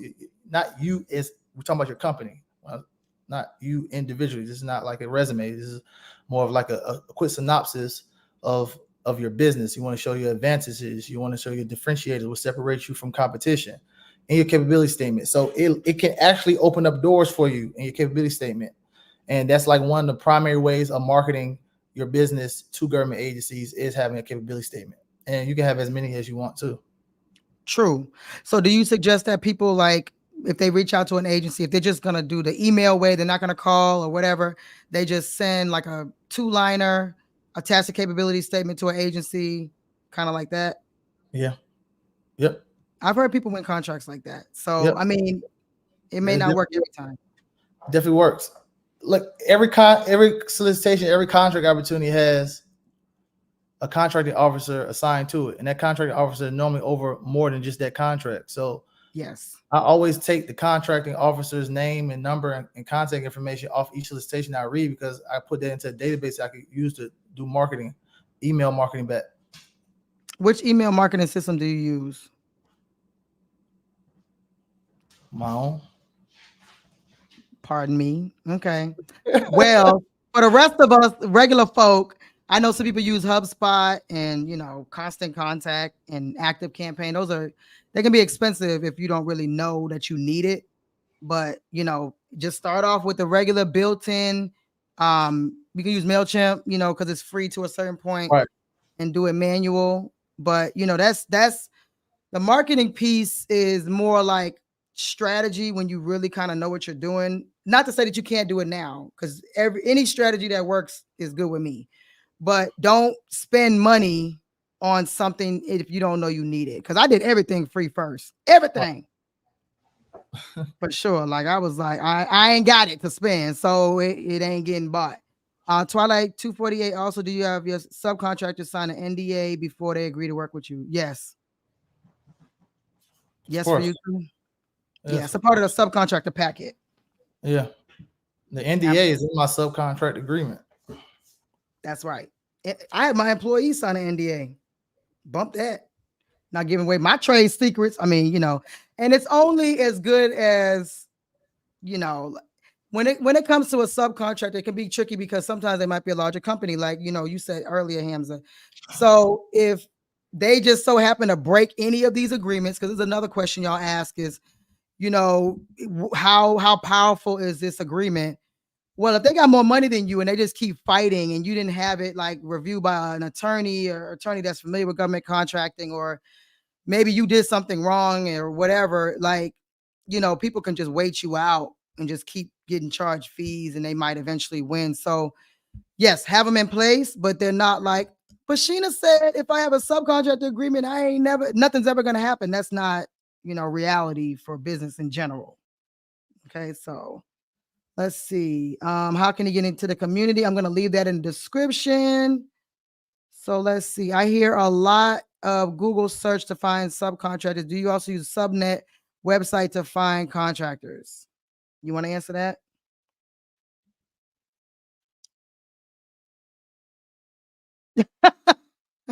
You just don't want to answer. Okay, so I'll answer. With Subnet, it's a site. It's a site it's a federal site, and it's usually very behind. And if someone's looking for a sub, sometimes they'll put their information on there, or you can also use that company as a sub. But I mean, it's data, right? So you might be able to find 1 or 2 opportunities on there for you to be a sub, or for someone that, is a sub. So it's kind of, let's see what Lee Little said. Hamza, how can a fellow entrepreneur tap into the software you discussed? I'm leaving it. Yo, you gotta the software that we let other community members use. So you have to be within the community to use the software. And we're gonna leave that link in the description. So shout out to Bridget. I just mentioned her a few moments ago. She's gonna be on the channel soon. She is a capability statement queen. Okay, so reach out to her. Yes, Design Show makes amazing capability statement. So we got about 10 minutes left, and I don't want my guests to pass out because this can be very tiring. So y'all got any last questions?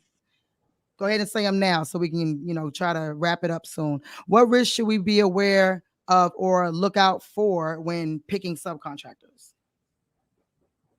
Subcontractors that don't have the same requirements that you have to meet. They don't have those requirements, those licenses or anything like that. You want to identify a questionnaire that you want to create for a potential subcontractor, so you can have better risk management when you're hiring a sub. But it's at the end of the day, you can cross your T's, dot your I's with that, but it's still a possibility that a sub can not show up. A sub can fail a mission. I've had projects where I fired 3 subcontractors on one contract. 3, I hired a sub, fired them, hired another one, fired them, hired another one, fired them. So it comes with the territory, but the key thing is just having a good process and a management process to oversee the project when you're doing it, but have your process laid down when you're actually picking the sub to do the job. That's why I say I always hire the subs that have all the credentials, they have all of the requirements and license to do the work. Not going under the table. No, true that. Do you prefer to be a sub or a prime? Prime. Yeah. I mean, like, you want to share? Reason why I want to be a prime, because I want to be in control of the deal. God daggone right. So I used to only say I wanted to be a prime, but if it's right, I'll be a sub. And sometimes I don't like doing no sub work. That's one of the reasons why I do business with the government, because I'll never have to worry about my net 30 turn to net February. Listen, if I don't get my money, something happening. So I'm with you on that. I don't waste any time, energy on it. No, I turn that all sub work. If you contact me to be a subcontractor, I don't entertain it. Ooh, I was like that at first too, but I will do some sub work, depending. It has to be because I can't be a sub because all I'm doing is subbing out the work myself. So I have to be a prime because 90% of everything we outsource to sub out. So I have to be the prime. Yeah, same. I sub my stuff out too. As a sub, I sub my stuff out too. That makes sense. In mind, the ones that I'm doing make sense. There's some that didn't make sense, so I didn't end up doing those. So we got a couple more questions. Let's see. Does a FAR ever change? I'm sure it does. Yeah. Rules, laws change all the time. For sure. For sure. Young Lord said, how does invoicing and payments work once you win a contract? How do you receive your payments and how do you use them and keep track? How do you and how do you send them and keep track of them? It's a case-by-case scenario. Every contract not the same. Some contracts pay on monthly because it's a yearly contract, annual contract. Some pay within 30 days after you submit an invoice if it's products, goods, right? But every contract is not the same, so it's best to read the solicitation in the part where it says invoice and payments, because they'll break it down to you of how to submit in everything to make sure you get paid. And submitting your invoice in correctly too, to make sure you get paid. Federal government pays through a wire, so it goes straight to your bank account. City, state, they still cut checks. Some of them do ACH. Don't play with us. Don't do Look, ACH. and that's a good point, right? Because I have had some agencies where in the solicitation it said this is how you submit an invoice to this email. I always verify that like right away after the award, because there was a time where it was like, I don't know, it might have been a $30,000 a month contract. So I'm waiting on that. That money's spent already. And when I submitted it, that email bounced back. And I was like, I didn't even know what to do, but I'm 30 days in now. So whenever I do find whoever's supposed to get it, they could be like, it's another 30 days. They don't give a damn. So I always verify that because sometimes their documentation is inaccurate as well. So check that.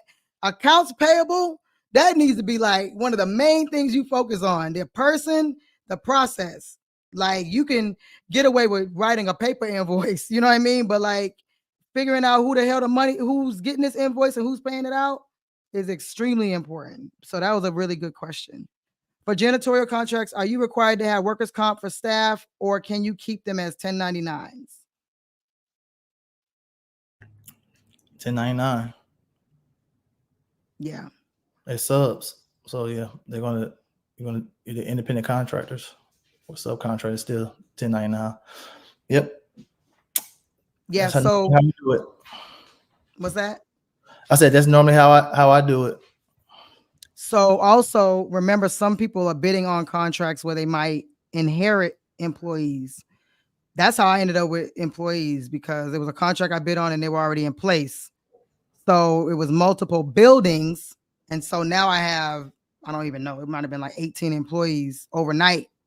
And I didn't know how to do any of this stuff. So, when you're bidding on contracts as well, especially for services, janitorial, and it's something already in existence, for a day porter, night porter, like people who work 9 to 5, you got to make sure, okay, if I'm planning to go this 1099 route, it might not work because they need services to never end. Like, you get the contract on Monday, Tuesday, they expect the service to continue. So for janitorial contracts, it's all being outsourced. I'm hiring another company to do all that. So they have all the license, insurance, and everything. Like I said, I'm making it a very simplistic process of how I'm doing business with the government. So I would not have to worry about meeting any type of insurance requirements because the company I hire is going to meet that. No, that's fact. If you're doing it that way, and we do that the same way with a lot of our contracts. So I'm gonna ask this last question. I'm gonna ask two more questions. Give me two more questions. Okay. What is the best advice for submitting your very first contract? And Hamza, how do we join your community? I'm gonna leave it in the description. What is the best advice for submitting your first contract? Read every last page of the solicitation. Like he said. He said what he said. You can comprehend. Make sure you're understanding what right. customer is saying in black and white. That's right. That's the best advice I can give you, is read everything thoroughly. Yeah, or you're going to be in pain later. For real. So how did you inherit the employees? I think I thought I explained it pretty well, but the contract already had people there. So we were taking over for another contractor. So it was so for me, that wasn't advantageous because it was about 140 buildings. So it was like they needed the service every day, just kind of inherited. I'm like, oh my God, this is crazy. So we only ended up retaining like 18 employees and we had to hire the rest. So yeah. So Bridget just put her information in there. And I wanted to ask you one last question. So You do this every day. I know that you might work harder than me. I don't know, because I'm a hard worker, but like that's still up for debate. But I know you work hard, right? You got a family, you got global over there. How do you balance? Because I know there's no such thing as balance in my opinion, but how do you find time? You answered it. There ain't no such thing as no balance when you focusing on what you're focusing on, so you're able to get balance once you get to a certain destination. So a balanced life is life, but you got to earn balance. Ooh. Balance is earned, it's not given. Now, you know what I mean? So when you have to, it's a mental thing too, because you're sacrificing a lot of stuff to get here, to get to a certain destination. So you can't do nothing, go out on the weekends, you may not be able to spend time with the family, stuff like that, because you got work that has to get done, and sometimes you got to be crazy, Yeah. You got to just be crazy and just focus 100%, on reaching this goal. But once you get to that particular level, then balance comes. You're able to afford balance. That's a fact. You want balance now, then you're not gonna get to where your destination you want to get to. You're not gonna get to your financial goals or any goals you have. You got to be extreme on it. Look at Michael Jordan. Look at Kobe. Look at all the people that made the NBA. But look at the greats that are from the NBA. Those people, train and missed a lot of stuff, to get to that level. So if you want to be great, you have to be uncomfortable and unbalanced. Unbalanced like hell. Look, that's like the watchword for today. And like everybody wants easy. It's not. You gotta sacrifice something to get somewhere. You gotta sacrifice something. And look, that's what Fabreen said. I sacrifice a lot. And I have people come back and say, Sheena, you told me at the beginning that I was gonna have to sacrifice something. And it may not, if you feel like that's not a possibility, I guarantee it's probably not for you. You might be an excellent 9-to-5er, and there's nothing wrong with that. We need doctors, we need lawyers, we need office people. But if you're out here building a business, like not selling tumblers on Etsy, respectfully, but if you're trying to scale, you're trying to get y'all swear you want 6 and 7 figures, but you don't want six and 7 figure problems. Like, it's so true. You gotta have the habits of that. The habits. Can't do the same things expecting different result. You gotta change some things. You know what I mean? So, if you're working a job and working your business at the same time, then you put in 40 hours a week for a job. You gotta be putting 40 hours a week for yourself, 60 hours a week for yourself. You gotta be willing to work on weekend. A lot of people don't like to work on Sunday. That's where I go hard on Sundays. Right. It's peaceful. Monday. You said your day off is Monday? No, ain't no day off. Ain't no such thing as my Sundays are my Mondays, which means that I'm a day ahead of the average person because I'm already working. So there's no such thing as no days off. You're always working. As entrepreneurs, you're always working. There's no off. Even if I'm just sitting quiet, I'm working in my head. It's like it never stops. So. And have dreams. You need to take time off. Listen, when you doing what you like to do, when you're passionate about what you're doing, it's a lifestyle. Work is not work; it's a lifestyle. You gotta work, maintain. Gotta work to eat. Gotta work, pay bills. Gotta work. So work is lifestyle. So you're either gonna work hard or you can work smart, but you have to work. That's a fact. Like, it's even in your dreams, you solving problems, most of us, if you even get to sleep. And I'm not recommending, like, I know the whole mantra of like team no sleep and all that stuff. I don't endorse that because I'm older now. Sleep. You gotta be productive. You can't. Your brain has to function. So get your sleep. I figure out how to get my 4 or 5 hours in some way within the 24 hours. I get my 4 hours. I used to be like that. Body only need 4 to 5 hours. Anything after 8, anything after that, you're gonna be lazy. You sleep so well, you're not gonna do nothing. He said 5 is the max. That's it. That's all he giving you is 5 hours, maybe 5.5. That's it. Or you lazy. No, look, everybody has their thing, right? I can function off of 4 or 5 hours of sleep. Some people need that 8 hours or they literally can't think. So whatever your poison, right? But for me, 20 years in the Army, I complained every day getting up early. All of a sudden, I'm a business owner. I was like, I'm up at 4. Is anyone else up? It's just me and Bridget up at 4 o'clock in the morning. Crazy, sharing ideas. So no last questions. I really, really, really appreciate you. This has been so fun. I really appreciate being candid. Like, this is what we do. We do this every day. And he's on Instagram. If you can see his @ right there on the screen. And of course, I'm going to put all his information in the description. Do you have any parting words you want to leave to people? Whatever. Listen, anything that you're going to accomplish in life it takes small steps. That's all it is. Like, don't think, I got to get to this level. I got to get to this. You think you just do these quantum leaps. You do quantum leaps from doing the small steps every day. Do the small steps towards the big goal every day. You see the big goal that you got to accomplish. Just argue what I'm going to do this day. The next day, what I'm going to do that day. Like, take it day by day so you don't be on Stress Me Street.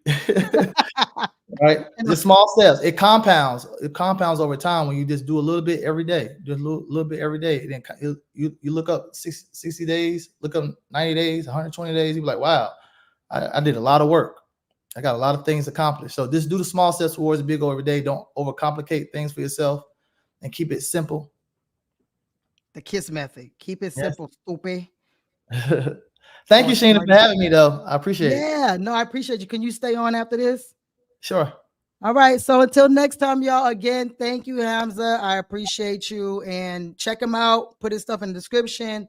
Don't harass him. Like, I know y'all know that he ain't really easy to access anyway, but I'm just saying, don't be blowing up his email and all that stuff, asking the questions about how to get started. He has said it multiple times throughout this conversation. So look, if they bother you, send them to me. Send them to me, and I got them, okay? So until next time, y'all, it's your favorite veteran. Peace out. Peace.